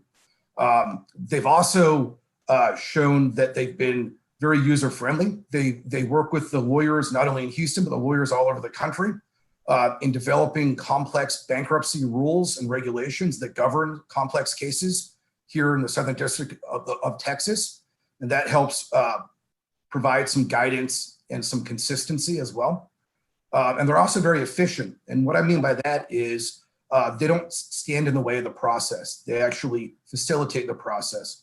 We've had some prepackaged bankruptcies that have been confirmed in as short as a day. And for David Jones, I think he's confirmed one in 3 or 4 days. And we fairly commonly have oil and gas cases that confirm their plan within 45 days of filing bankruptcy. And that efficiency leads to lower cost for the bankruptcy case, and it also leads to certainty. And certainty is the key. If the debtor and the debtor's creditors and the debtor's counterparties have some certainty that they're going to get in and out of bankruptcy within 45 days, that really helps sometimes build consensus and move the bankruptcy case along. So again, it's the consistency, the predictability, and the efficiency of the judges, Jeff, that I think drive most of the energy filings here in Houston. Thank you, Ted. From the investment banking perspective, Bassam, why is the Southern District of Texas such an attractive venue for your clients to file?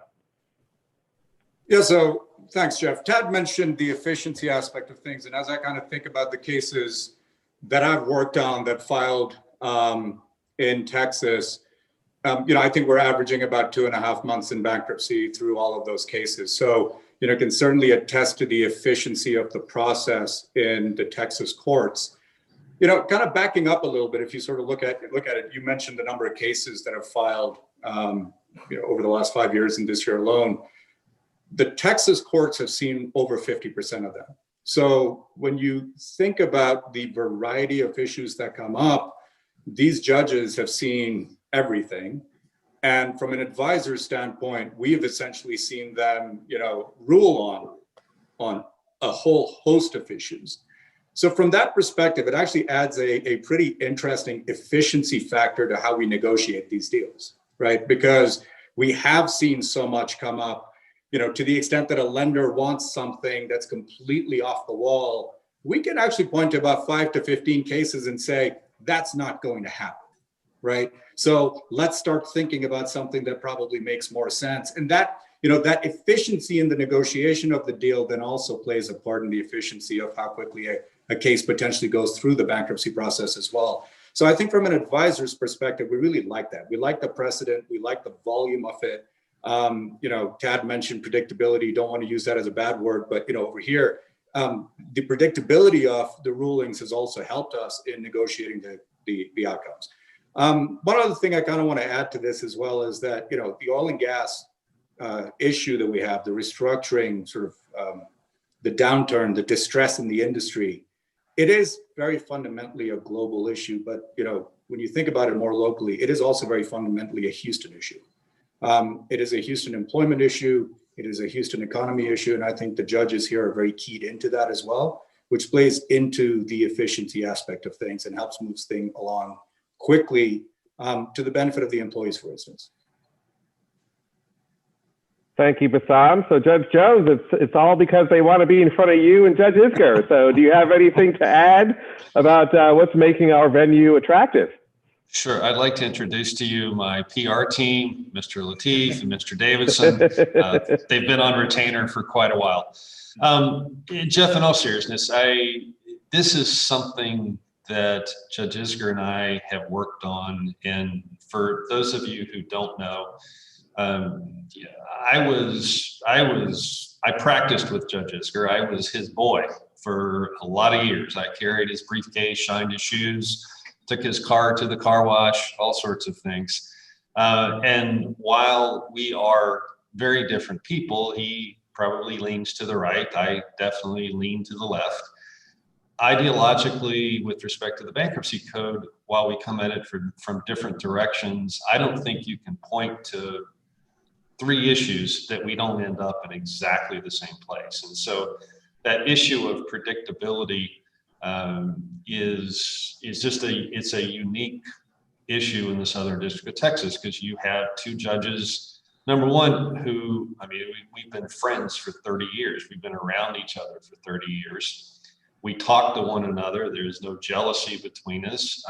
We often pick on the other on the record and make fun of one another. So it's a very interesting human dynamic that I certainly haven't seen repeated in all of the courts that I ever had the honor to practice before. But it's sort of a larger issue. Is we sat down in 2015, and I had one goal and the way you end up chief bankruptcy judge is you forget to show up for a meeting and they take a vote and you find out about it later because no one else wanted to do it. But I had one goal, and that was to have the court that I always wanted to practice in as a lawyer. And so we sat down and designed a process that focused on customer service. The judge, at least in my humble opinion, the judge is not the most important person in the room. In fact, probably the least important person in the room. But we looked at it from a pure customer service aspect. I have a complex panel of lawyers that give me advice. They tell us what we do wrong. They tell us what we do right. That panel is composed from lawyers all over the country. They routinely make recommendations and give us criticisms, and we evaluate them. We don't just take them and say, okay, well, we need to start doing this. We get them, we read them, we talk about them, and we try to make the process better. So I think that the venue issue hopefully is one that people recognize, that we genuinely try to give good customer service. And I'll give you just a good example. It's going to sound really, really stupid. I had to go to Washington in order to get permission to give my case manager a government cell phone. His number is published on my webpage. And the lawyers who regularly communicate with him, they know that number. It's in their speed dial. And it's no longer, I'm going to call a hard line and I get back a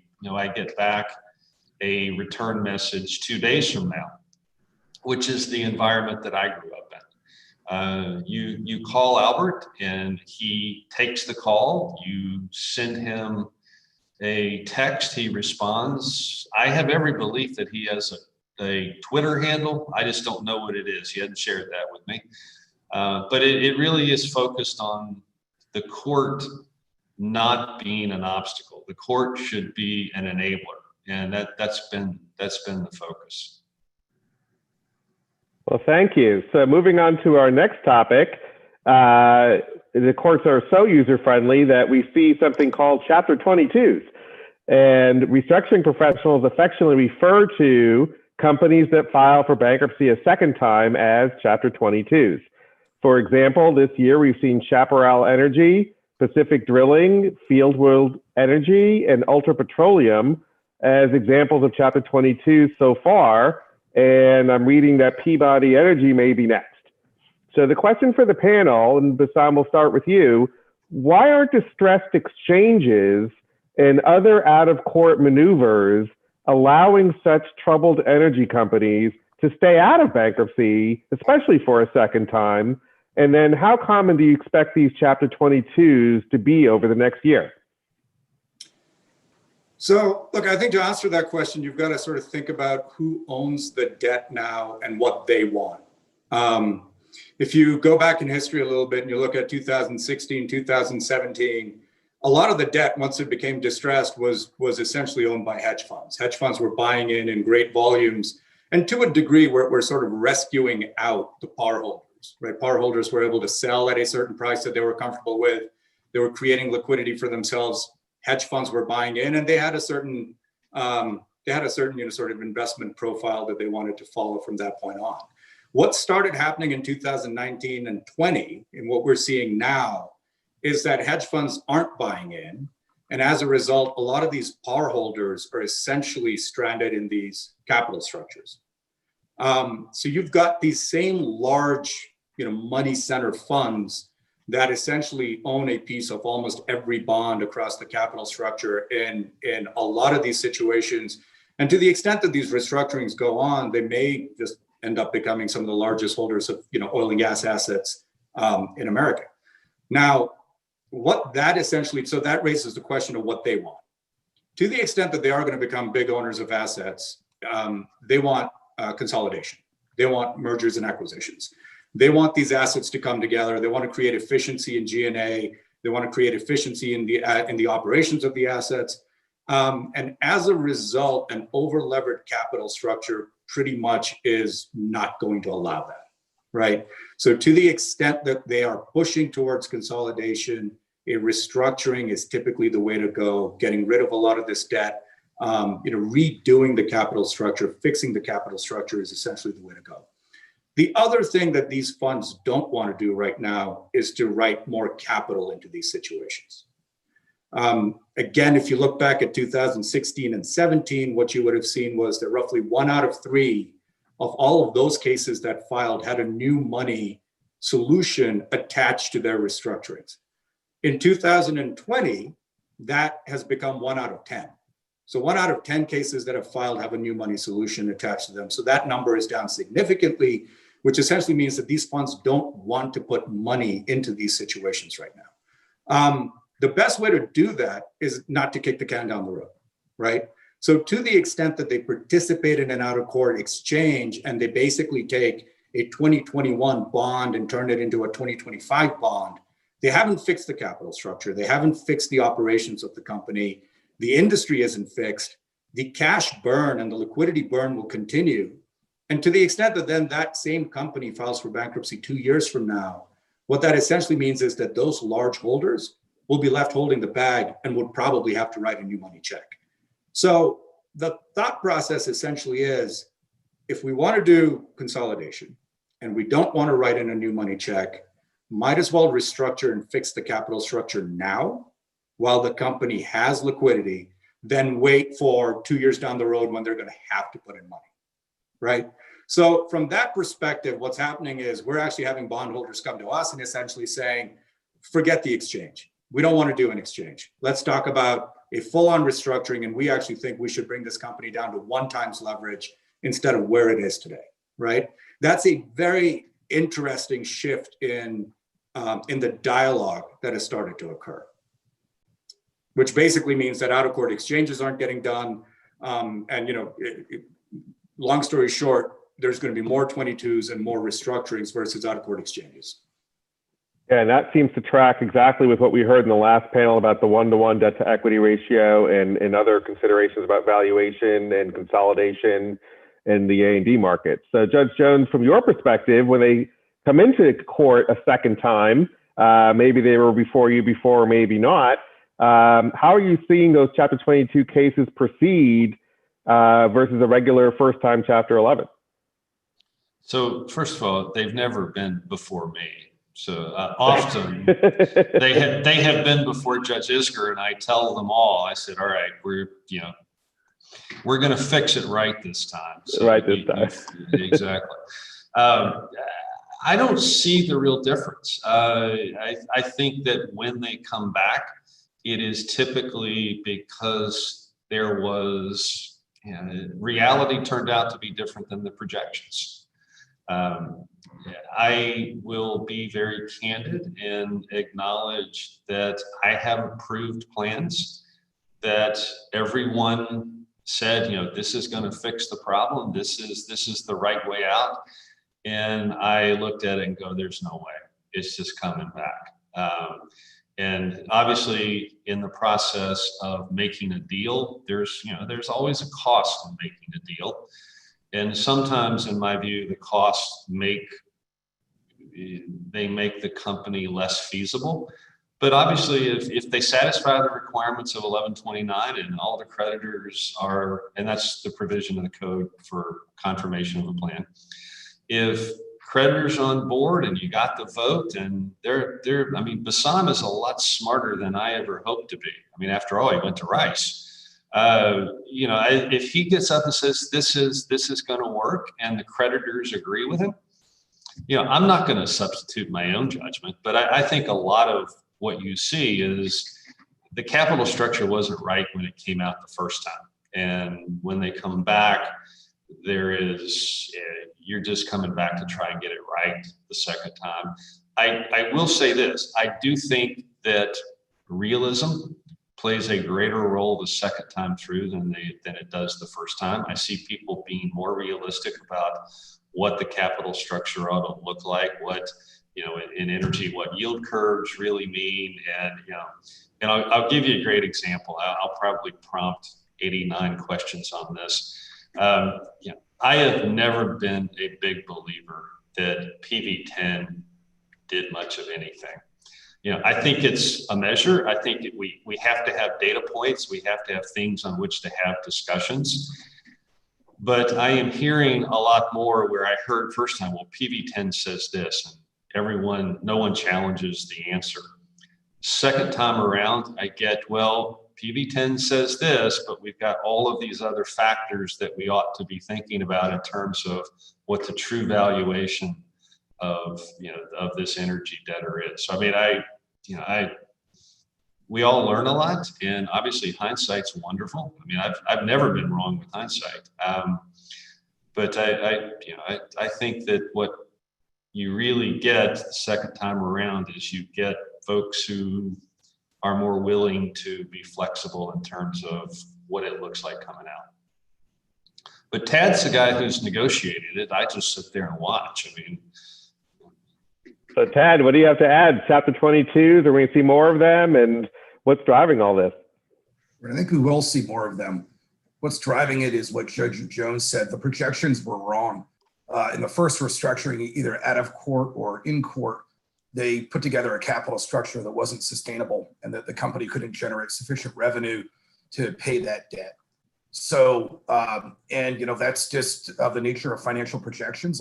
We all know that they're an educated guess going forward. People probably didn't predict the continued decline in oil and gas prices, let alone COVID-19, let alone the Saudi-Russian war over prices, right? So all of those impact projections and make certain restructured capital structures not work.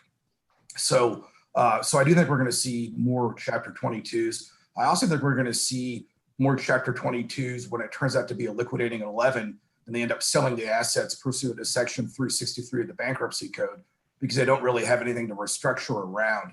And the creditors in the existing deal are willing to take their loss, let the assets be sold, and then someone else buys it and either merges it with their existing entity or thinks that they've got some sort of efficiencies going forward.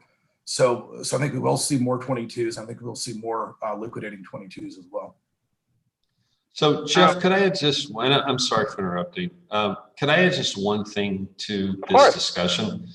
The question was one which, why do you not see more things happening outside of bankruptcy? Yeah. And I think the reason, one of the reasons, and we haven't really talked about it, is that when you have these major changes to a capital structure, they're hard to do without the the protections of the bankruptcy code. It's much easier for a small group of people to hold something up or to try and extract value in order to get consensus, where in bankruptcy, the democratic process, if you will, really works. I mean, if you can convince 51% of your creditors, classes in number, and it's and 2/3 in dollar amount, then you can really implement significant change. And outside of it, it's just hard. I mean, you have to worry about someone running down to a state court and getting a TRO, or a lawsuit getting filed, or a challenge being made to notice in the process. And so it's when you have such huge dollar numbers at stake, it's quite frankly just more efficient. And it has, again, we're back to certainty. It's just much easier to implement that process. Good addition. And I'm going to add two questions from the field here in our Q&A. One is, why do we see so many more restructurings as opposed to liquidations? Maybe the question is, do we? Whether that's Chapter 11, Chapter 22, or what have you, why do we not see more Chapter 7s? And then the related question is, if it was a Chapter 7, what happens to, this very specific question, what happens to orphan wells leaking methane? Who's responsible for plugging them, and how is that responsibility enforced in a liquidation? So Tad, I think that has you written all over it there. What's the legal answer for some of these things?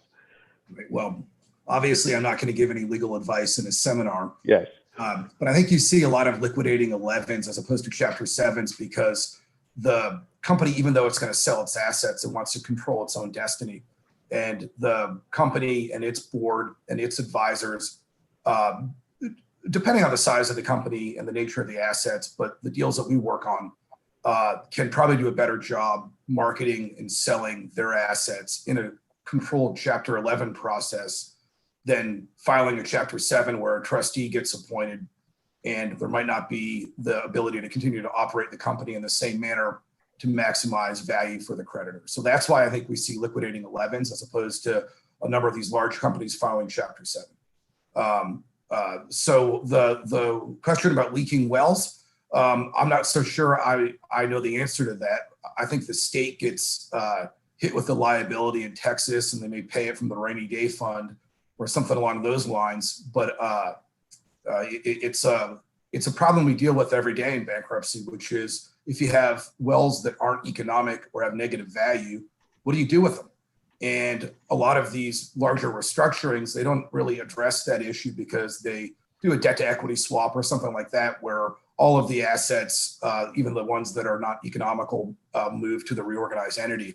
But some of the smaller deals and some of the Chapter 7s, I think, do deal with wells that have negative value. Judge Jones, anything to add to that about how do you handle these environmental liabilities that are left over when the financial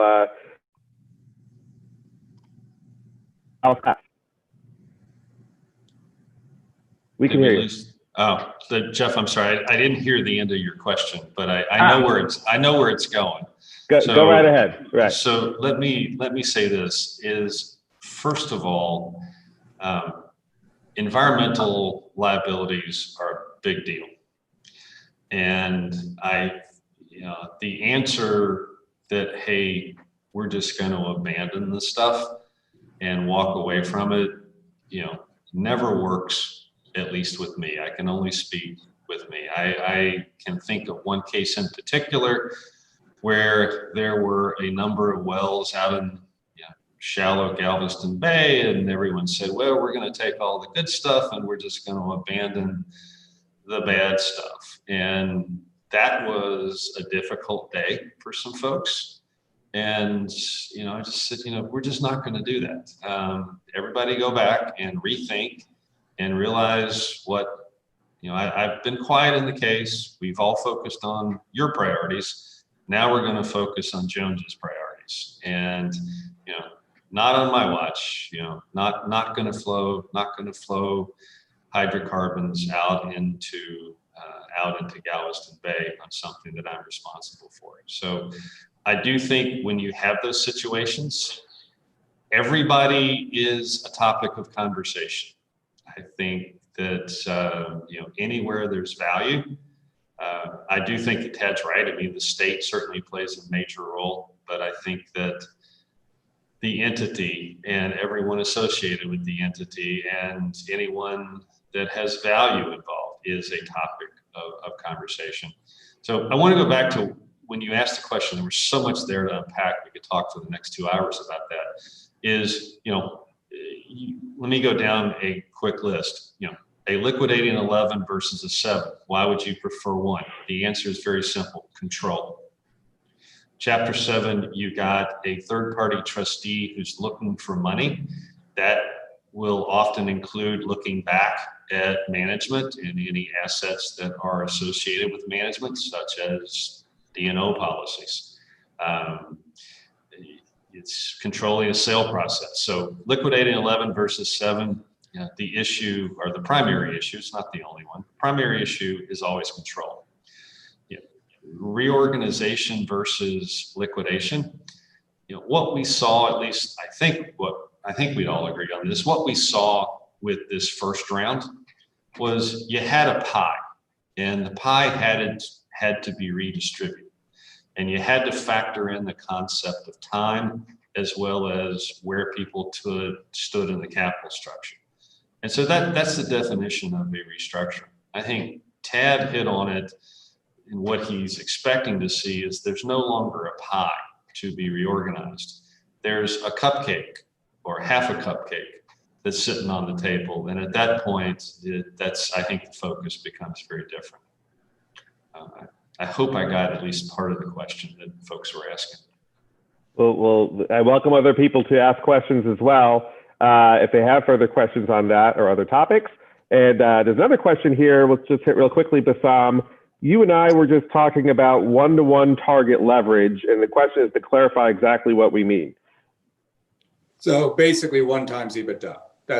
People are kind of thinking about that being the outside limit. Anything more than that would be, considered too much.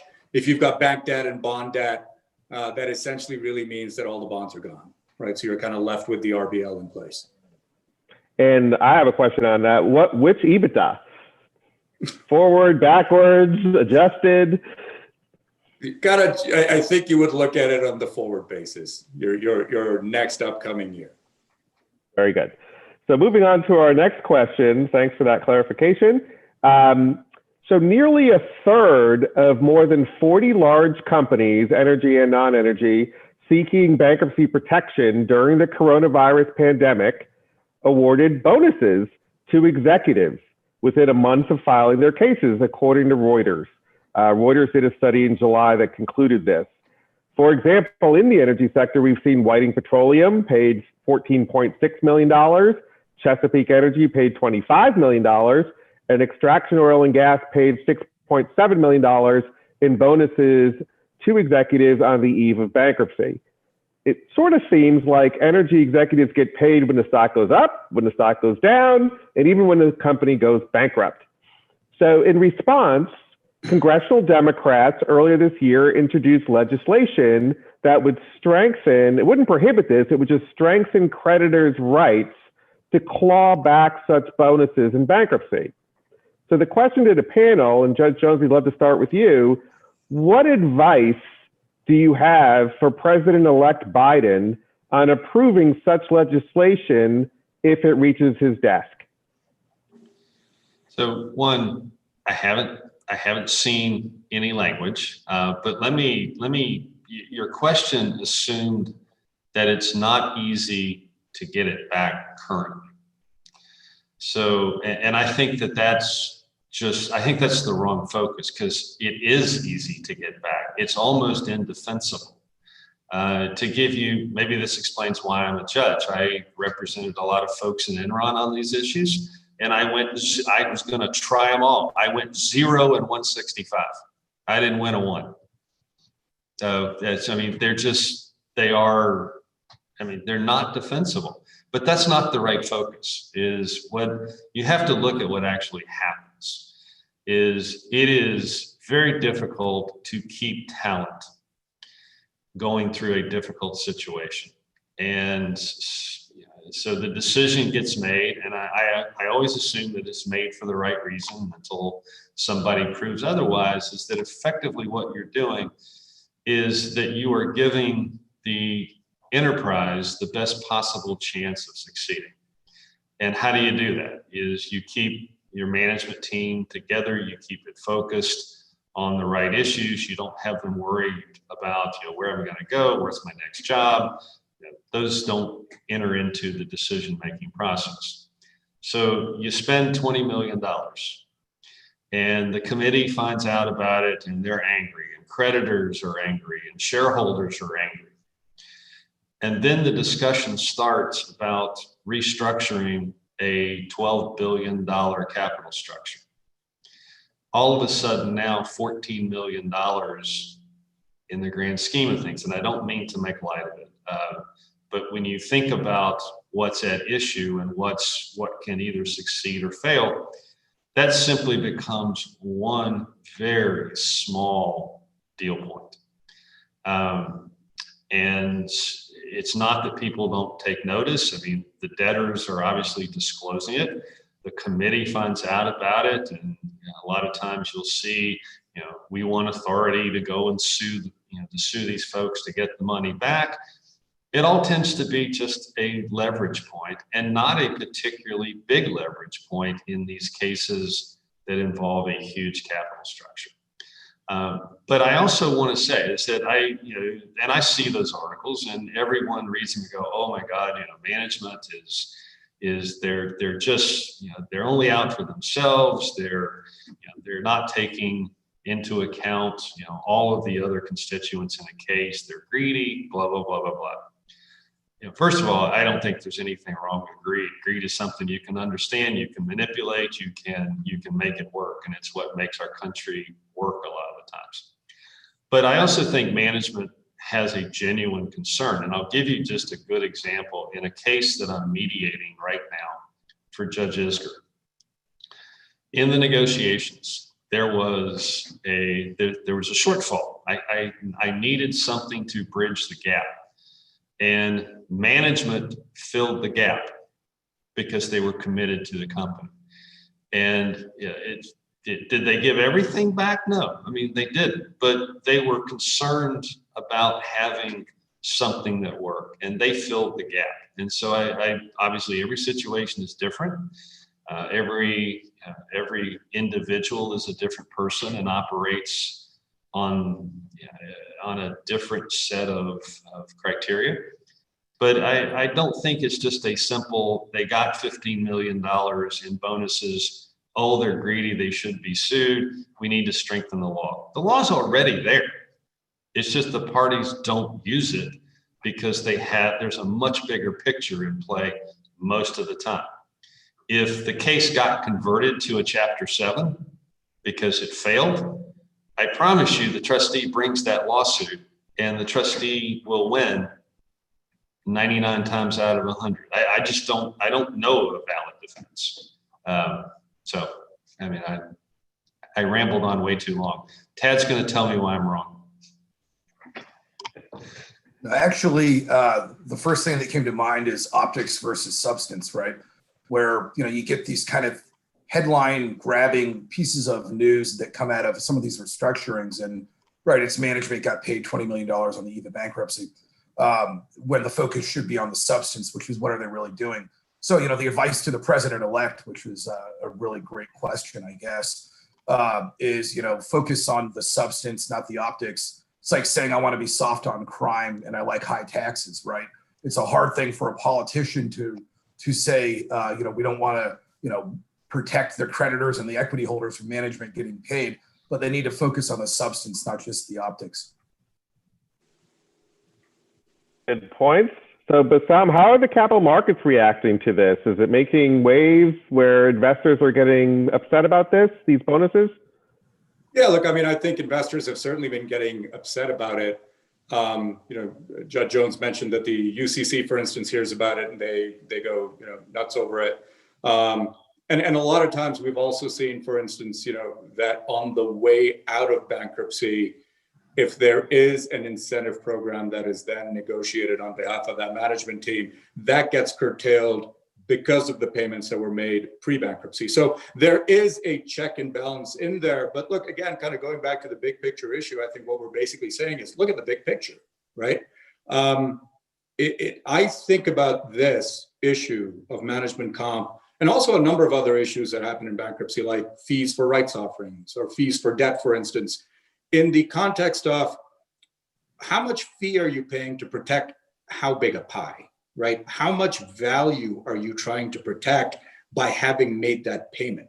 So in Whiting, for instance, if it was a $16 million payment to the management team, you paid them to keep them in place through a restructuring, which is a very complicated process. It takes up a lot of time, both in terms of brain space as well as just physical time. That $16 million payment was to protect the value of close to somewhere between $1 billion to $2 billion of enterprise value, right? So from that perspective, it makes sense. Now, if you're paying a $16 million payment to protect $100 million, that's a different story. But you've got to look at it in terms of the big picture on how much value are you trying to protect here. All good points. And then let's move on to another topic, which I've gotten 2 questions in the Q&A. This is what we've saved for now. So one of the benefits of bankruptcy is that a troubled company gains the power to reject burdensome contracts and leases, creating leverage, usually, if you want to renegotiate those contracts and leases on more favorable terms. So over the past 5 years, bankruptcy courts have analyzed whether oil and gas producers' contracts with midstream oil, gas, and produced water companies may be rejected in bankruptcy if they create covenants running with the land. In the Sabine case, midstream contract rejection was approved, while in the Badlands and Alta Mesa cases, midstream contracts were not allowed to be rejected. Judge Jones, you ruled about 2 weeks ago that Chesapeake could reject its midstream contract. So essentially the score is now 2-2.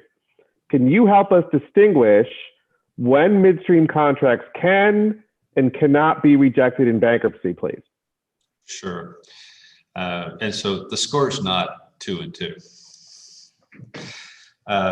So let me go back, and this was, and sometimes I talk way too much, if those of you haven't figured that out yet or not. I made a number of comments from the bench during a hearing about the Sabine decision. And that got echoed around the country that, Jones thinks Sabine was just wrong. I would never pass judgment on the decision. It was the process that I was criticizing. And if you look at this, this is not one of those issues that says, hey, water supply agreements are always rejectable. Transportation agreements are never rejectable. Supply agreements are. That's the wrong place to start. And if that's the focus, then you will always end up, in my mind, at a lot of risk and perhaps severely disappointed. The issue is you have to go back to the governing documents. You have to look at the words. And I said this in Chesapeake, is you can't take a traditional supply agreement, which is what this was, and throw a little extra language on it, and all of a sudden magically bestow it with the title of, oh, okay, now it's a covenant that runs with the land because we say it so.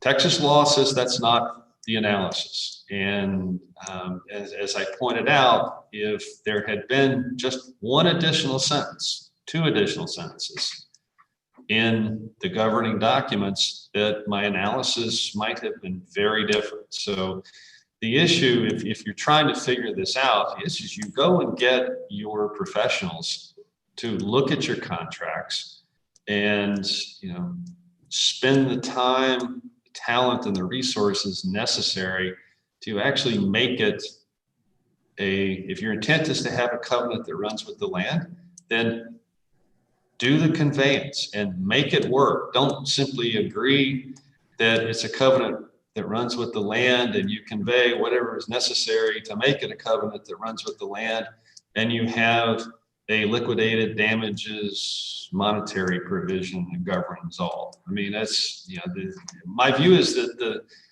a lot of these outcomes got driven by the fact that the documents aren't very good.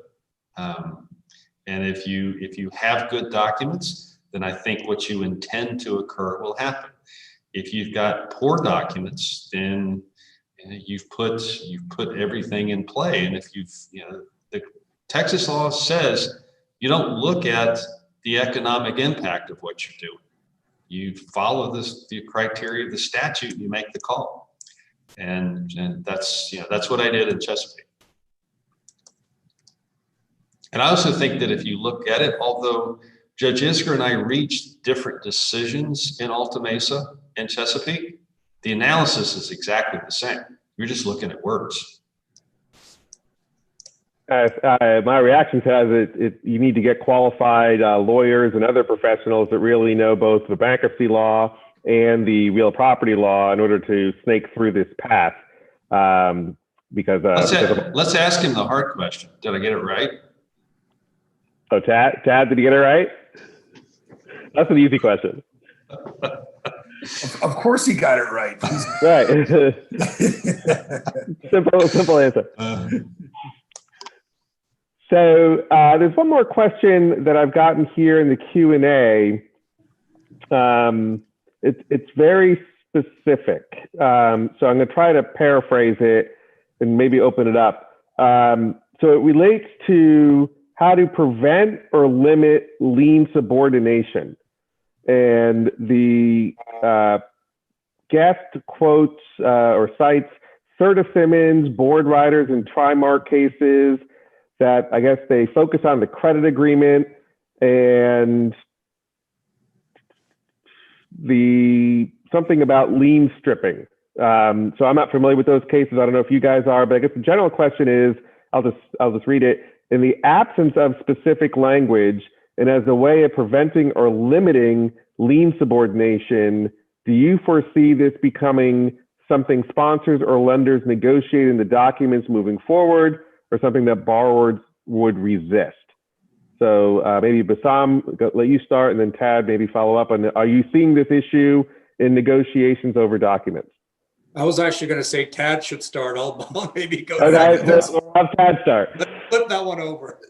That's fine. We actually have a group at my firm that's looking at all three pieces of those litigation. It's basically a bank group dispute over what can and cannot happen under the loan agreements. And those litigation all relate to restructurings outside of court and trying to avoid some of the rights that lenders have within a bank group where certain things have to have unanimous lender consent. So that's the issue. How can the borrower or a group of lenders come up with something that gets around the unanimous lender consent for certain of the sacred rights under a credit agreement? That's my general understanding of that litigation and what's going on. All three pieces of the litigation are currently pending. It hasn't been decided yet. We're actually looking at it with a group of restructuring lawyers as well as finance lawyers from my group to try to address the question, which is, can you contract around it? And the it is, does subordination require unanimous lender consent? And I think that if you put the right language in your credit agreement, you can definitely make a much stronger argument that those sort of restructurings should not be able to occur under your credit agreement. But again, it depends on who you're representing and what you want, right? So if you're looking and representing an agent who's negotiating a credit agreement, maybe you do want there to be some more flexibility for how you restructure deals out of court and how you deal with intra-bank group disputes. But intra-bank groups disputes are coming up all the time now. And there's oftentimes not unanimous consent amongst different lenders in a bank group. Some may want out, some may want to restructure, some may want equity, some may want to crystallize their loss. So I see this litigation being very relevant, and I see other quote unquote creative ideas that that subgroups of lenders and the borrowers are going to come up with to try to get around what they originally thought they couldn't do under their credit agreement. And our other panelists have anything to add, or should we move on to our final question? I thought that was just an eloquent answer. Let's go to the final topic. Let's go to the final question. So my final question is, 2020 has been a very busy year for bankruptcy, as we've already discussed today. Just generally, do you expect yourselves to be busier next year or the same? I don't think less. Well, Judge Jones is going to be as busy because he's always busy with the cases that are in front of him. I think we're going to stay as busy, which is very busy. We obviously, being based in Houston, focus a bunch on the energy market, but I'm not limited to an energy restructuring lawyer. So with the COVID fallout and the fallout with the general economic trends that are going on right now, I think we're going to see a huge amount of restructurings in a number of different industries that are going to continue for the next 18 to 24 months. Bassam? Just as busy. I think 2020 was incredibly busy. So I can't imagine being busier, but I think it's going to be just as busy. There's probably going to be a number of, call it midstream cases that are going to start coming up. Midstream sort of flown under the radar a little bit. It's E&P is taken on the brunt of restructurings. So we'll probably see some midstream. And I think at this stage, we've basically cleared out the 2020-21 maturity wall that was coming up. And the next step is, call it the late 21-22 maturities. I think those haven't even been touched yet. So, I think it's people are starting to act earlier on restructurings. They're starting to be more forward thinking, given that the industry hasn't improved in the last 5-6 years. So, from that perspective, I think it's going to be a continuation. Judge Jones, what's your prediction for 2021? My prediction, I think just the question you asked, I actually think I will be busier but I also think that within that there's a division. I think that what we have seen thus far are those folks who were strategic in making the decision, and those were much easier cases. So I think that there are a number of cases that we're going to see that are going to be much harder in terms of just to deal with them. I also think, and these two guys won't see it, but there is, based upon the data that we've been looking at, there's also a pent up consumer issue. And that, I think, will drive, that's obviously individuals, small businesses, because of all of the regulatory, I'm going to call it regulatory moratoriums, and that's a broad term, that have kept collection issues, repossession issues to a minimum, that will surface sometime in 2021. So, and that has an impact all the way down, all the way into the larger cases. I mean, so that's, you think about small strategic suppliers as you go up the chain. I think it has an impact. Absolutely. Well, thank you very much to our panel today. I know everybody has a very busy schedule, and we appreciate you taking the time out to talk to us today. And thank you to Rice Business and our sponsors for hosting this first ever bankruptcy panel at REFS. And now let's turn things back to David Sawyer. So before we do that, David, Jeff, thank you for leading us, and I especially want to thank my two panelists for tolerating me. I know it's not always the easiest thing to do, but everyone be safe, wear your mask, and hope to see everyone soon. Thank you. Sorry, David.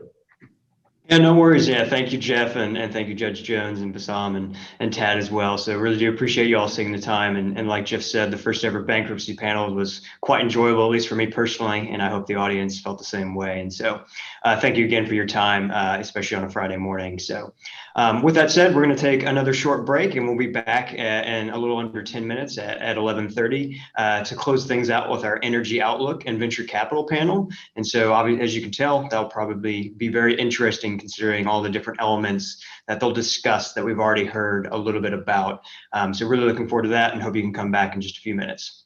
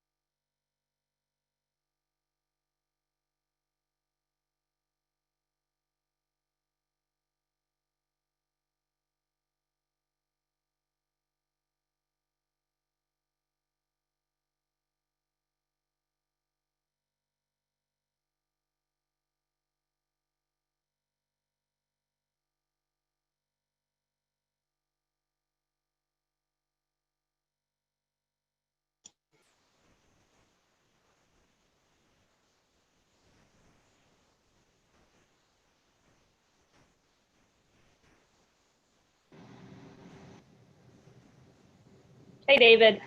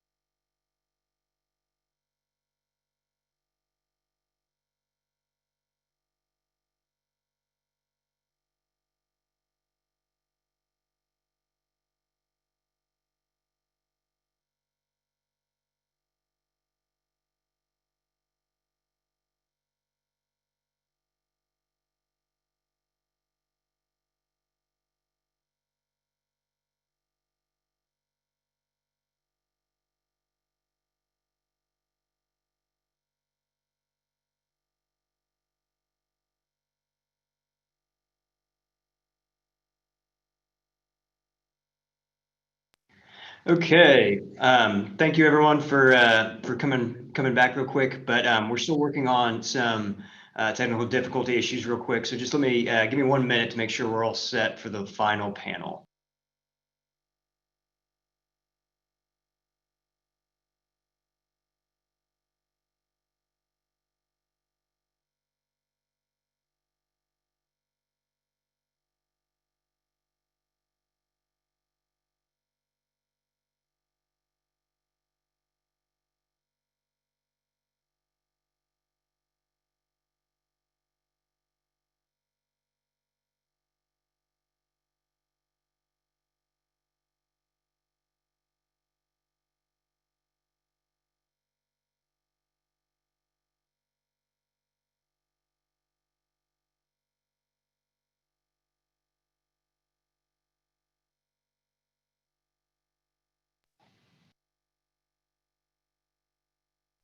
Okay, so it sounds like we're still working on getting Mr. Ryan Sinton plugged in. So we'll go ahead and get started, and hopefully he can log on here soon. I think he's battling some issues, as we all have in 2020 when it comes to Zoom at one point in time.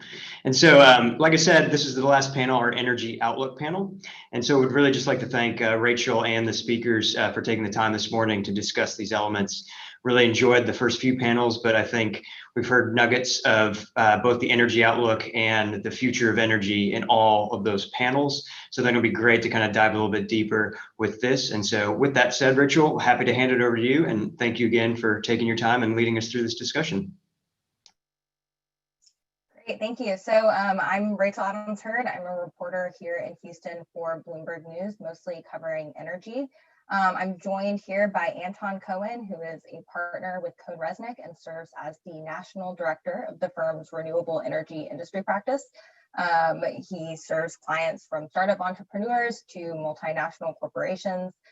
We also have Marcella Burke, an energy lawyer and strategic advisor in the Houston and DC offices of King & Spalding, where she leads the firm's energy transition initiative. She counsels clients on regulatory environmental matters, including conventional oil and gas, hydraulic fracturing, nuclear, biofuels, solar, and offshore wind. She also advises clients on environmental issues involving the EPA. Jesse Teichman is the venture capital investment manager for Chevron's Future Energy Fund, which he helped establish in 2018. He currently focuses on venture investments in early stage technology that will impact the future of energy consumption, distribution, and storage. And last but not least is Ryan Sinton, a current commissioner for the Texas Railroad Commission, which is the chief oil and gas regulator in the state. He's founded multiple companies, including software development, commercial real estate, and leadership training companies. So thanks everyone for joining us. My first question is maybe an obvious one. Joe Biden was just named the next president of the United States. Since the weekend, there's already been even more news about what this means for future climate-related policy. This week, the Washington Post reported that he intends to go beyond just the EPA and the DOE to embed climate policy in departments from Treasury to agriculture. And so my question is, how much does the next administration accelerate a transition away from fossil fuels, if at all? And of all the different efforts he's named, so we have, a ban on new fracking on federal lands, and into tax breaks for fossil fuel companies. What has the biggest impact? So I think, Marcella, since you spend a lot of time in Washington, if you could take this, that'd be great. And then we can go from there. Thank you so much, Rachel, for that question. And thank you so much to Rice for this opportunity. This has been an awesome panel. I've really enjoyed watching this morning so far. So this is a really great question. What is going to become of the energy transition in the Biden administration? I think with the incoming Biden administration, the industry is going to face a transition within a transition. It's widely expected that Biden's policies will attempt to accelerate the move towards renewable energy. And so I think we're going to see all the things, Rachel, that you had noted, which are sort of strategically and tactically moves to put traditional fossil fuel at a disadvantage, which would then allow competitors or substitutes in the energy market, namely renewables, at an advantage in order to give them a step up and an opportunity to shine. And so I think we can anticipate seeing those types of policies for sure in the next 4 years in the ways that you've said, and I think others. I hope to see in the Biden administration an increase in permitting on federal land for renewable projects. That's something that, there's sort of a debate going on in the industry, whether clean means zero fossil fuels and whether clean means not on federal land. And so some enthusiasts for renewables love the idea of renewables, but not in their backyard. And so are we going to actually see an increase in permitting for these projects? And of course, the standards allowed for renewable projects would also then apply to natural gas. So what kind of a level playing field are they going to actually be able to present? I'm looking forward to seeing how that's going to look. And we're representing clients in that space, both natural gas and renewables. So I think you're going to see a lot of battles. You'll see a lot of litigation. You'll see a lot of regulatory reform. And you'll see a lot of companies really trying to meet the need in the next 4 years. So I'll leave it at that and let the others comment as well. So I think I was very well said, Marcella. I think from my perspective, the fundamentals for renewables and a move away from fossil fuels are stronger than ever. So I think, and you can see that even before change in administration, you can look at the corporates driving the change. You can look at the utilities. You can even see the large oil and gas companies and the announcements by BP and others, how they're going to transition to renewables and reduce their carbon footprint. So I think the momentum is there. I think obviously with a split government, I don't think, Biden's going to be able to probably implement everything that he wants, but I think there will be some type of scaled down version of a clean energy plan, especially when you look at items like infrastructure, updating the grid. They've got issues of congestion around the country. So, if you pour more money into infrastructure and transmission, it opens up more deployment for renewables. So there's certainly some areas of bipartisan support that that I believe he can take advantage of. But there is such a push from many different areas to go to a green economy. Now it's going to take some time. I agree in some parts of the country, but it's on its way from my perspective. I think the other important thing, and I'm not sure if the audience or others saw this. I think back in the end of September, there was a bipartisan sort of bill that was proposed called the Energizing Technology Transfer Act, which got a lot of bipartisan support. And that's legislation that will help deploy American clean energy, the innovation side of it, that's based on the DOE. So you're going to see so many new technologies come into forefront. That is also going to add to the sort of getting us to some type of green footprint here in the country. Great, thank you, Anton. Jesse or Ryan, do you guys have anything to add there? Okay. I think Ryan's audio's. Yeah, I think your audio might be down. Jesse, you want to take it while he figures that out?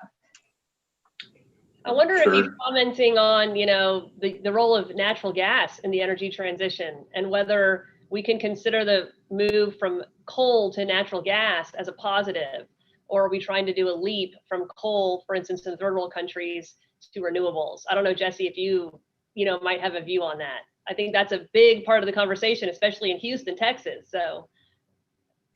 Yeah, he might be commenting on that. I feel bad his audio is down. But well, first of all, thanks again, Rachel, for doing this, and to Rice and the Jones School. Great to be here. And yeah, on the energy transition, the idea of gas as baseload, kind of a bridging fuel there for the power sector has been an interesting theme, which has been explored for quite a while now. And I think one of the emerging themes, not to get too wonkish, is just the idea of flexibility. And better interaction between conventional fossil sources and renewables that are intermittent on the power grid. We're seeing interesting things. Just stepping away from Texas for a second, there's this theme of inertial loss So historically, you've had big rotating masses like gas turbines and steam turbines on the grid that have been able to essentially support the grid. And we've seen in the UK that you've started to lose these as they retired coal plants. And it sort of led to some recent instabilities, especially with COVID load drops coming off in Europe and broadly around the world. And so a lot of policy level thinking about how to handle that, and just basically blending that intermittency a little bit better. Is my audio back? Yeah, we can hear you now, Commissioner. Great. And you can't call me Commissioner anymore. I'm lame duck. It's just Ryan. Okay, Ryan.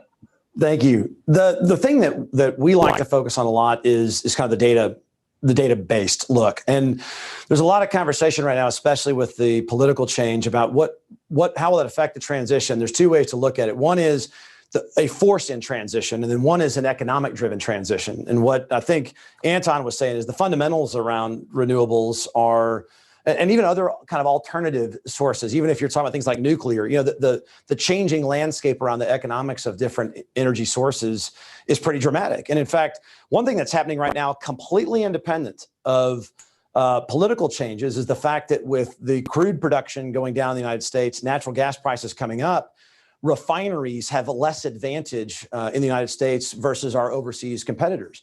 So what you're going to be seeing is, regardless of political changes, there are coming economic shifts that are going to accelerate a transition. Because at the end of the day, if you ignore politics for a second, you say the end consumer wants to pay they want energy in this stack. They want it affordable, reliable, then affordable, then clean. That describes roughly 80% of American consumers. And when you ask about, well, what does affordable mean? They're only willing to pay something like 12 or 13% more on average.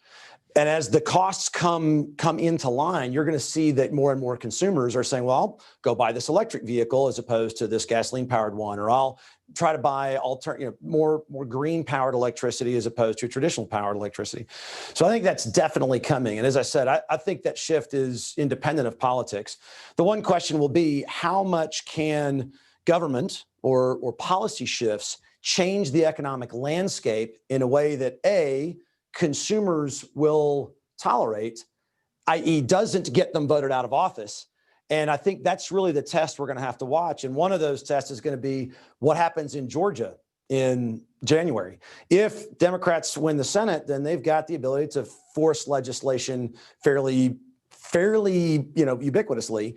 If not, that single vote could make a change where they can only affect things on, say, federal lands, not consistently across the entire drilling and energy portfolio. So still a lot to work out, and some of it's political, some of it's not, but there is a lot that's changing right now that will affect the pace of the transition. Great, thanks, guys. Yes, certainly a lot of focus nationwide on Georgia, probably more than anyone's used to spending that much attention on. But it sounds like there's a lot of different types of energy that we're talking about when we discuss the energy transition. And I wonder if we can just shift kind of to like the upstream side of energy, if we could define what you guys see that being moving forward. Is it an investment into renewable sources of energy, like solar and wind? Is it in Houston trying to offset carbon emissions from oil and gas? How does that split in the next few years as we invest in some of these technologies and resources? And yeah, maybe Anton, if you could take this first, since you have clients who are. Sure. I think to answer your question, by the way, before I start, I wish I knew, Ryan was going to be standing. We could have all had action shots here versus sitting down. And I think it's all of the above. I think when you look at, yes, investing in renewables, I think to Ryan's point, will carry you so far. It's going to be clean technologies like storage. I mean, you're seeing what's happening in California, looking at the gas peaker plants and some of the things moving to more of a storage environment, and how to help your peak load. I think you're going to have, you're going to see, as I mentioned earlier, you look at oil and gas companies who are diversifying their portfolios right now by investing in renewables, and their percentage of their investment is still tiny relative to all the other investments they make through upstream, midstream, and their other holdings. So and when you look at the oil and gas companies, there's a lot of pressure. I think it comes from the consumers. The consumers want more green products. I think your shareholders are looking at the volatility of fossil fuel pricing now, and they're looking for alternatives. And I think the stakeholders, there's so much pressure for regarding ESG, environmental social governance, right now that there's pressure there. So I think it's renewables, clearly it's new clean technologies like, carbon capture, sequestration. It's there's the topics like green hydrogen out there. There's electrification of advanced transportation of vehicles. So we're not going to do it with one thing alone. But I think all these items, are pushing to more of a carbon free environment. Great, thanks. And I guess, yeah, as we think about this, maybe Jesse, you can speak on this, but what do you think has the most promise from an investment perspective? And are there any of these ideas that are getting a lot of attention right now that you think are perhaps overhyped? I might comment on hydrogen. I don't know sorry, Jesse, it's sort of awkward. So hydrogen, something we're seeing a lot at the law firm. We have a hydrogen initiative at King and Spalding, and we're doing all sorts of hydrogen deals. And so that's something I think on the forefront. I think nuclear is very interesting. It gets a bad name, but we're easy to forget that France is 75% powered by nuclear, and there's ways to do it safely. And that might be something we might see gain a competitive edge. Natural gas is obviously a fossil fuel. However, it is very clean when produced domestically under the Clean Air Act and the incredibly onerous environmental regime in this country. And so there's a difference between American natural gas and I think other natural gas from other sources. And if people are willing to make an honest distinction about that, then I think that we're going to have natural gas domestically produced seen as a bridge in the energy transition, especially to the extent that we need that reliable source of energy that Brian was referencing. So I see all those things as being leveraged in the energy transition, the hydrogen, possibly nuclear, and I'll say hopefully natural gas stays in the picture. Thanks, Marcel.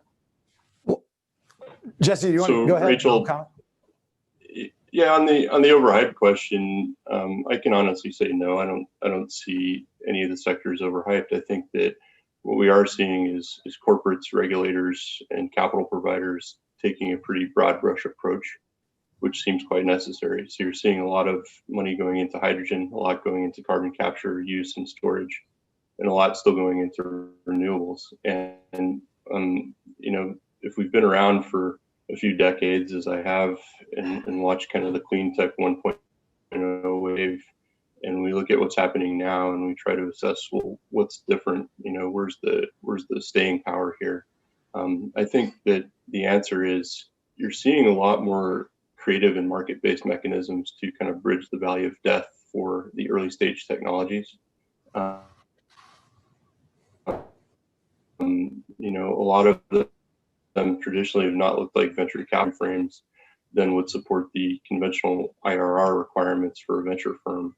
And so we're seeing a lot of unusual suspects sort of step into this breach and start to figure out the long-term capitalization needs to start to bridge these companies from the place where they are at their R&D roadmap up to commercialization. And so I think that that's an important, really important sort of signpost on the staying power of a lot of these technologies that are pushing along today. Great, thank you, Jesse. Rachel, you asked a good question about being overhyped, and you could argue 10 years ago that oil and gas was being somewhat overhyped. I mean, we saw a lot of investment pour into the Permian Basin that a lot of people have lamented the fact that there was not near the returns in the oil business for the last 10 years that people were hoping for. And that's caused a lot of banks and investors to pull back. And hence you're seeing, oil companies now have to operate just within cash flow, and their drilling programs have really scaled back. So certainly energy, like a lot of commodities, is not immune to sort of the sensationalism. And I think it's hard for everybody to say that Tesla is not somewhat overhyped. I mean, the last analysis we ran is if Tesla produced as many cars as Volkswagen, Honda, Toyota, Chevrolet, GM combined, it still wouldn't make enough cars to validate their market capitalization. Now, I think Tesla's got a great product. They're innovators. They're absolutely leading the market in a really cool new way. But that whether it validates, a $500 billion, whatever it is, $400 billion market cap is questionable. And when you go back to energy specifically, there's been a lot of news in the last couple of months about NextGen becoming the most valuable U.S. energy company at 150 billion or so market cap. And you compare them to say Chevron with almost the same market cap. But if you look at the amount of energy that Chevron produces, when you look at the megawatts that NextGen produces and the amount of equivalent BTUs of energy that Chevron produces 3,000 times as much energy. And I think, what politics aside, I look at that space and I say, man, as investors are looking and saying, do we want to go into a space? We have to say, in the end, the ability to produce a certain volume of energy at the end is really what this is about. Now, yeah, you get two companies producing the same amount of energy, one doing it green or non-traditional is going to be a lot more attractive to investors. But at those kind of magnitudes of difference, I think there is some overvalue out there. But as it corrects, I think there's going to be a lot of people looking to invest in the future of those commodities, which will still draw investment beyond the more traditional sources in the current landscape. So I hear Ryan Sutton versus Elon Musk. Didn't have that on my 2020 bingo, but yeah, that's a good point that you raised about just the flood of new investment into this space. I mean, in some ways, it does mirror what we saw in the early days or middle of the shale boom, particularly with these blank check companies or SPACs. A lot of them are being formed from veterans of the oil and gas industry. And so I'm sure we're going to see more of this, whether it's a SPAC or another setup. But should individuals who, quote unquote, lost the shale game either through bankruptcy or, sold at a loss or whatever, get another shot as we transition to a new type of energy? Or did that experience prove that they weren't good stewards of capital, regardless of the investment thesis, and that we're really going to need a new type of executive, a new type of person to move into this new era of energy? Whoever wants to take that one. Yeah, I'll take this one first and give a more personal insight on some. I've known a lot of different executives of energy companies, and they're not all created equal, right? And that's not just about oil. You could say that in any space: restaurants, movie theaters, hospitals, right? I mean, leadership is a key component of how you do things. One thing I would say is, and this is once again not even specific to energy, much less oil and gas. It's tempting for investors to often chase the sort of sensational thing. And interestingly enough, about energy is we don't have any industry other than like food in which the fundamentals are so consistent. The world constantly seeking more and more energy. Yeah, we're getting more efficient in some economies, and so our demand per capita is leveling off. But then you're also seeing China and India demand more energy per capita as they become more urbanized and more technologically advanced. Those fundamentals are, I think, what often, it's interesting, they tend to get overlooked. I mean, how much energy do you produce? How can you get it to market? What is your cost of production versus where the trends are going? Sure, you have to consider things like public policy and how those might affect your ability to produce and the cost basis for that. But in the end, if someone was successful in a prior business, i.e. oil and gas, and now they are transitioning into a new industry and the fundamentals that they looked at before still hold true, I would say, great. Let's see what they can do at the helm of a new entity. But what if they were unsuccessful? I was about to say, that's saying if they were unsuccessful before, as an investor, not as an advisor. I mean, I'm very blessed. I make decisions about investment. I look at the leadership team, and if they were unsuccessful in their prior stint, I'm going to ask why. And if they were making moves based on the sensationalism, not on the fundamentals and on the data, I'm going to question why they would be successful in this space as well. Yeah, just one thing I would add specifically on SPACs, Rachel. You talked about SPACs. I think you got to sort of bifurcate renewables versus clean, other clean technologies that are in its infancy. I think when you look at renewables, there is an abundance of capital out there right now, right? Especially when you look at most of these IPPs and other companies that are growing. There's capital, as well as if you look at just coming from the pension companies. I mean, looking at this as more of a low yield investment, they've gotten comfortable with the technology. So traditional renewables, I think, I don't think the SPAC is sort of the vehicle that makes sense there. However, I would say that when you're talking about storage or other software solutions or, some type of grid demand response type technologies, anything new or innovative, you're seeing a lot more SPACs from that perspective. Those companies that are just ramping up now. I mean, as you know, the one benefit of a SPAC is obviously you can get to market much quicker. And, a lot of these stories are companies that have ideas or innovation and looking for that quick hit. So, yeah, I think the SPACs to me will be much more attractive on more innovative type clean tech. Yeah, no, that makes sense. Go ahead, Marcella.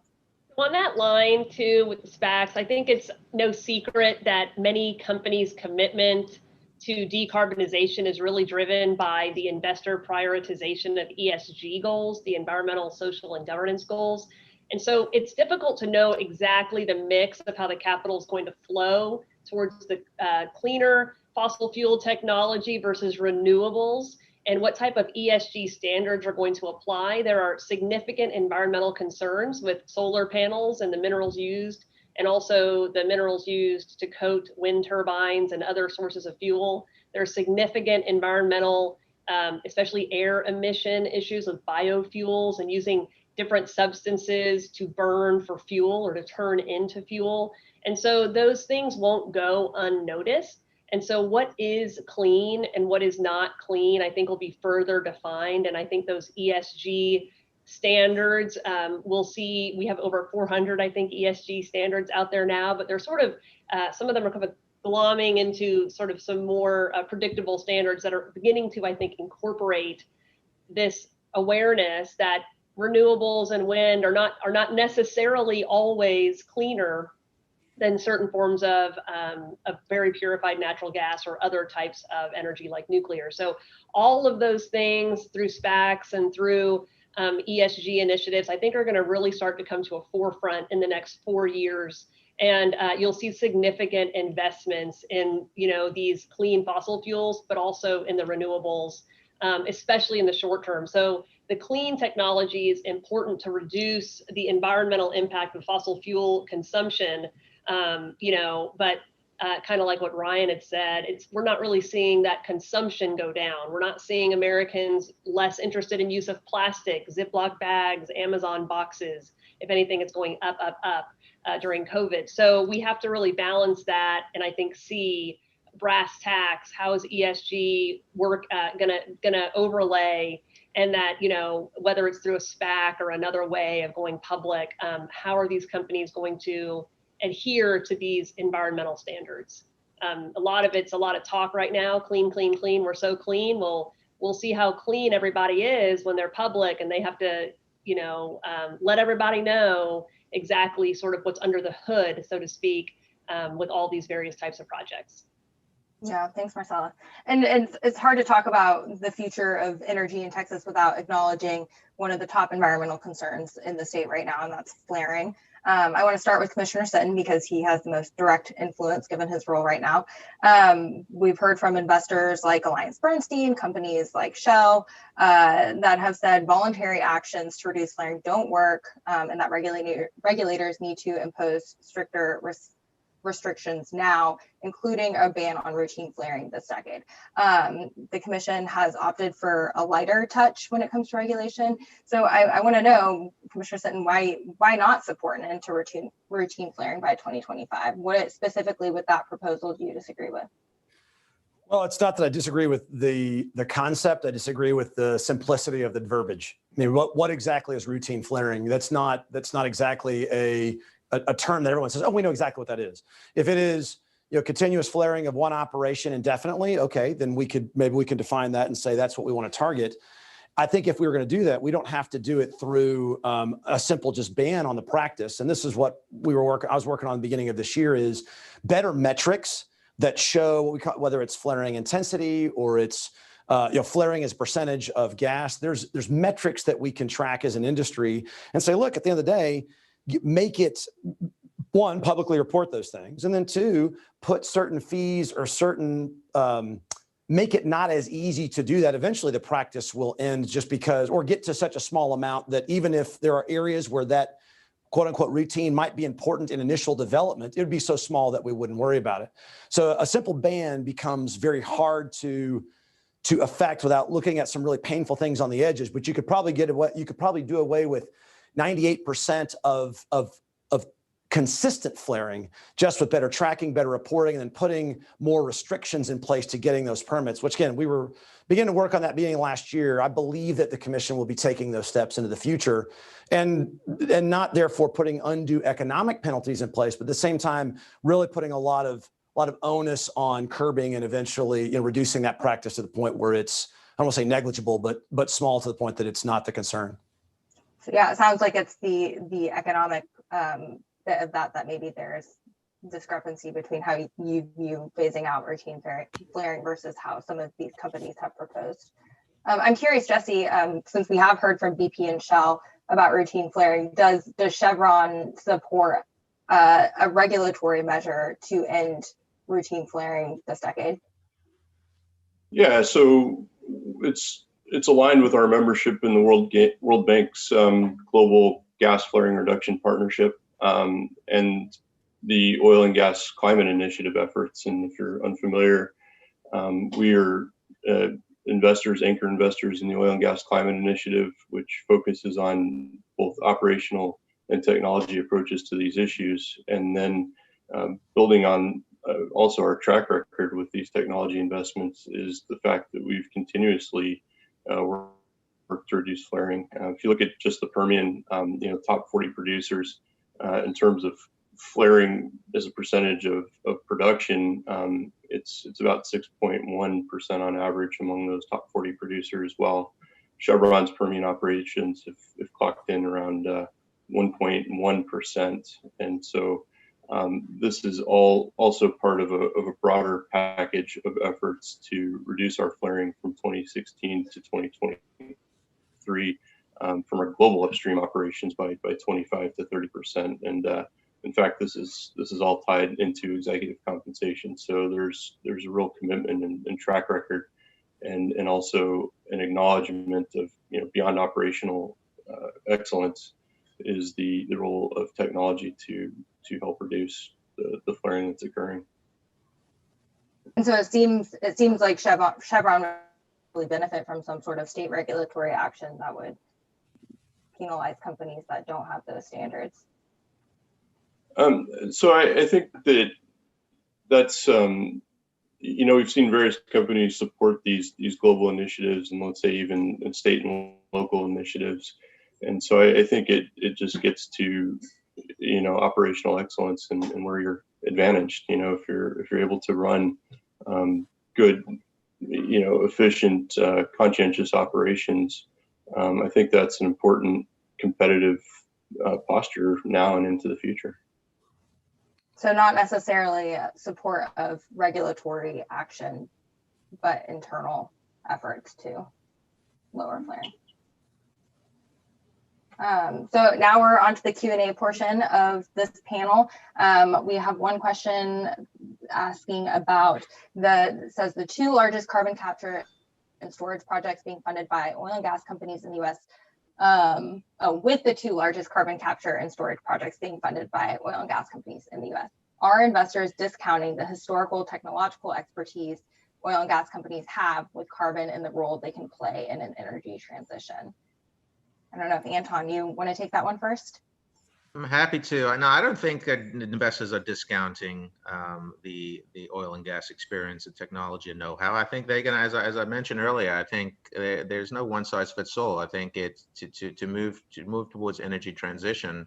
Everyone's going to have to play a role. I think there are a lot we can learn from the oil and gas companies and how they've done things. So no, I don't think they're being discounted. I think they have a lot of experience. And as I mentioned earlier, you just go and look and all the large oil and gas companies and their transition plan that's going to take time, whether it's new technologies, whether it's deploying more renewables out in the field so they'll rely less on natural gas, talking about carbon sequestration projects, and then investing in alternative energy sources.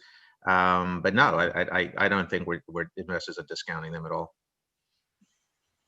Marcella, do you have any follow-up to that? Sure, and it might kind of piggyback to the end of the last conversation regarding, company commitments to, regulations. I think that it's one thing to want to limit your flaring, and another thing then to get behind a regulation that says, zero flaring, because there's going to be times that you might need to flare, and you can still do that and be way below the permit emissions for flaring allowed by the Clean Air Act, which again are the highest standards in the world. And so to support legislation that would essentially put you out of business does not mean that you don't want a clean environment. It means you want to be able to have a fair playing field. And so I just want to be really careful, at the outset answering the second question, that we have a chance, to acknowledge and continue the conversation that Yaron and Jesse. Chevron also, I should admit, is one of our law firm's largest and most longstanding clients. And so we know that their commitment to clean energy is paramount. But whether or not to publicly support a regulation that would essentially impose certain restrictions, that's sort of a tough conversation. It's not even nuanced. It's just a longer conversation too. I think we're all here for regulation. We're all here for the Clean Air Act and for clean skies. But we also want to make sure we have a level playing field and that those regulations are reasonable and hold everybody accountable. But as far as, where does the US fit as far as, carbon capture and these technologies, and is the energy fossil fuel sector being given a fair shot by investment banks, for instance? I do go back to those ESG goals.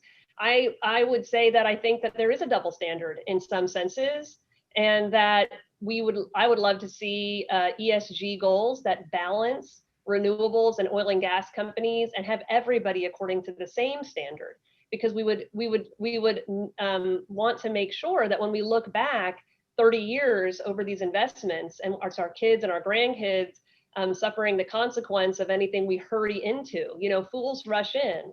And we want to be really careful that the renewable projects that we endorse are also actually clean. And so those critical minerals that go into panels, into turbines, they get dumped somewhere. And is it going to be upstream from where our kids and our grandkids live? And are we going to be really careful about what we're doing to the environment? And so I'm not convinced that all those things are always factored in on both sides of the scale. I think we've done a very good job of keeping fossil fuel companies accountable.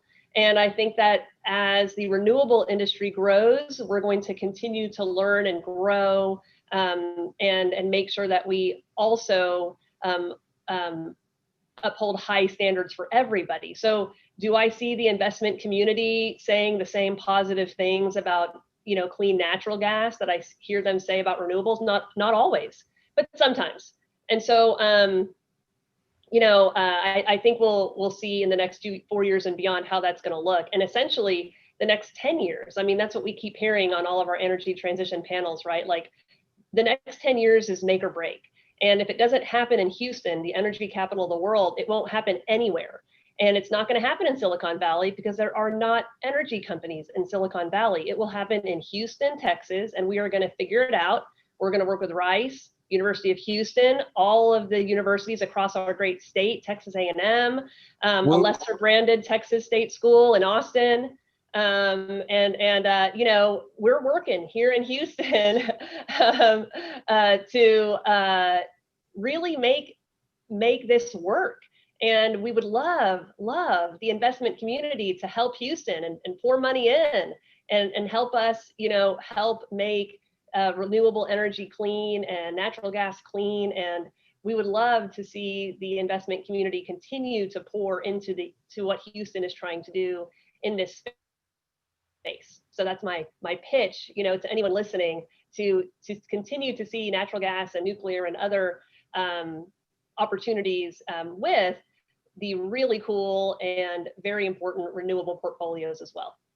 Thanks, Marcella. And Jesse, I think I want to hear your answer, but I think I probably know that you're going to say that they are discounting the historical expertise of traditional oil and gas companies. So I'm going to piggyback another question that came from the audience so that you can answer both of them at the same time. This one says, while traditional oil and gas incumbents' investment in renewable energy technologies help address the social and regulatory pressures to move away from the current focus on conventional fossil fuels, these renewable energy technologies are, in a way, fundamentally very distinct and can even substitute current oil and gas operations. What are your thoughts on this dilemma that oil and gas firms are facing? Well, I think you could characterize it as a dilemma if the timeframes are equivalent. It's a little bit hard to see that parity, though. I think you look at the transition over the course of time.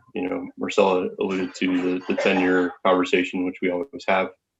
But to say, the question sort of gets at just direct replacement, and it almost sounds like here and now, and it's hard to put that together.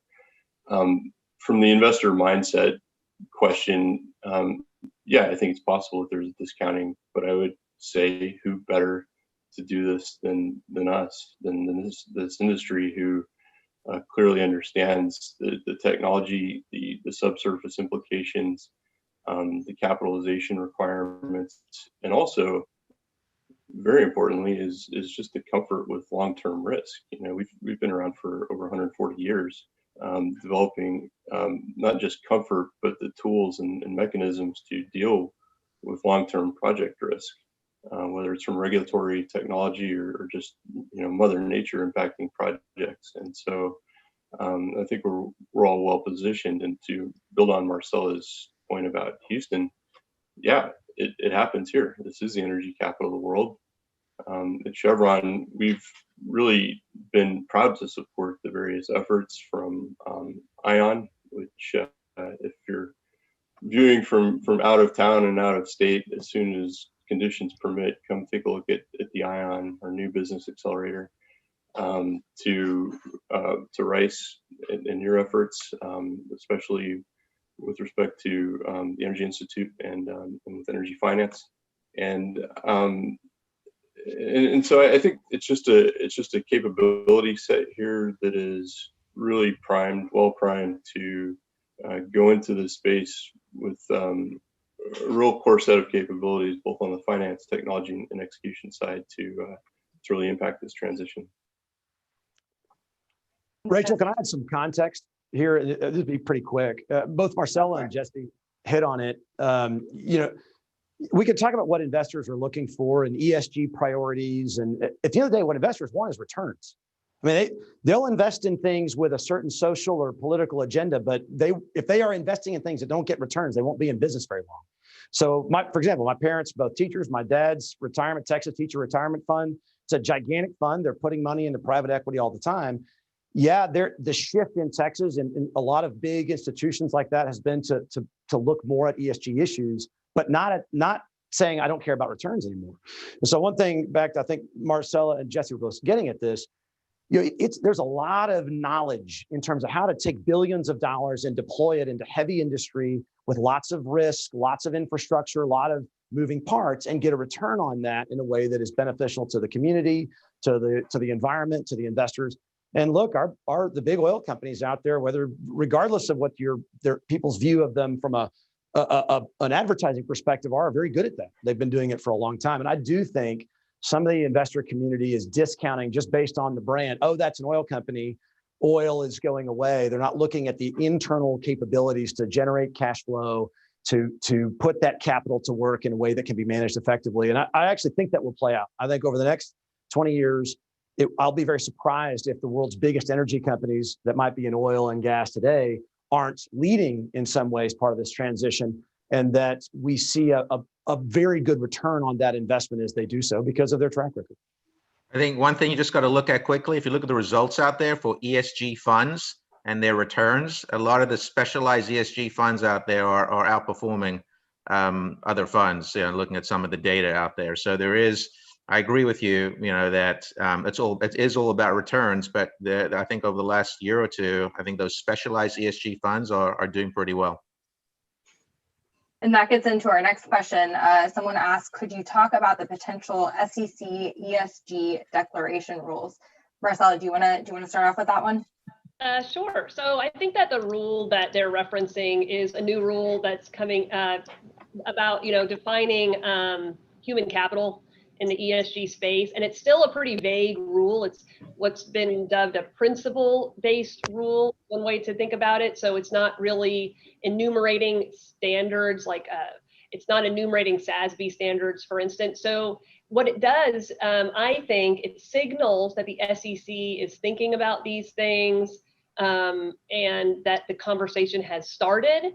But really, it's not, although long awaited, it doesn't give any real clear prescriptive requirements to companies. So we're still sort of in the same boat, and the different ESG goals, you still can choose your benchmark. And although many are using SASB, the SEC has not yet.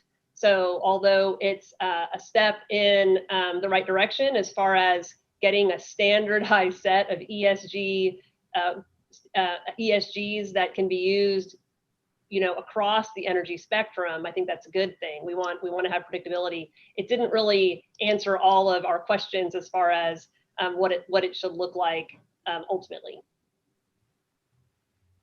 Also known as a lot of people can still do whatever they want. Is anyone else wanting to comment on the SEC declaration rules? ESG declaration rules? Well, I think I'll wrap it up there since we're already a little bit over time. I mean, I think my main takeaway is just the pure breadth of how big this energy transition is, and the vast number of possibilities for future investment. I appreciate you guys taking the time, and I hope everyone enjoys the rest of your day. David, I'll kick it off to you. Yeah, thank you, Rachel, and thank you, panelists. Really do appreciate you taking the time this morning to do that, and found a lot of that very insightful and exhilarating, if I'm being honest, because I think the future is going to be very unique, as it always is in history. So, so really looking forward to that on the energy space as well. So, so thank you again for your time. And so before we give some closing remarks, I want to give a quick word about Bill Arnold. And so, many REFS attendees know Bill Arnold was an adjunct professor who advised students and helped shape REFS into what it is today. Unfortunately, Bill passed away in August of this year after battling gallbladder cancer. And so if you talk to students and alumni, they will all say what a beloved member of the Rice community Bill was. His experience in the energy industry and his pragmatic teaching benefited a great volume of Rice students.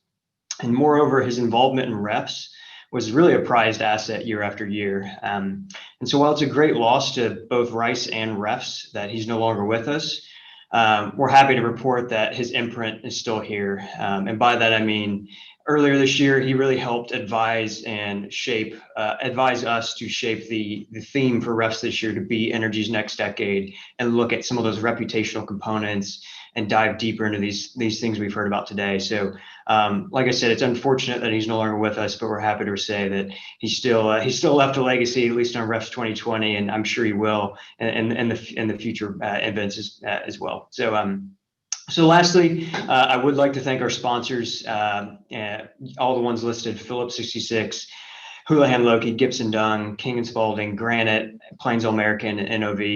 We had a couple new sponsors this year, which is obviously very exciting, like I said, and given the environment that we're in. So we're really thankful for their support. And we're also thankful to the staff and students that have helped us put on this event, both planning and executing it. And so just really thankful for everyone's time and energy that we've expended over the last few months, especially in light of the changes that we've had to go through. And so with that said, I hope to see everyone again next year at REFS 2021, whether that's in person or virtual, no one knows, but we're really looking forward to carrying on this legacy, regardless of what changes can be thrown our way. And so thank you again, and have a great rest of the day.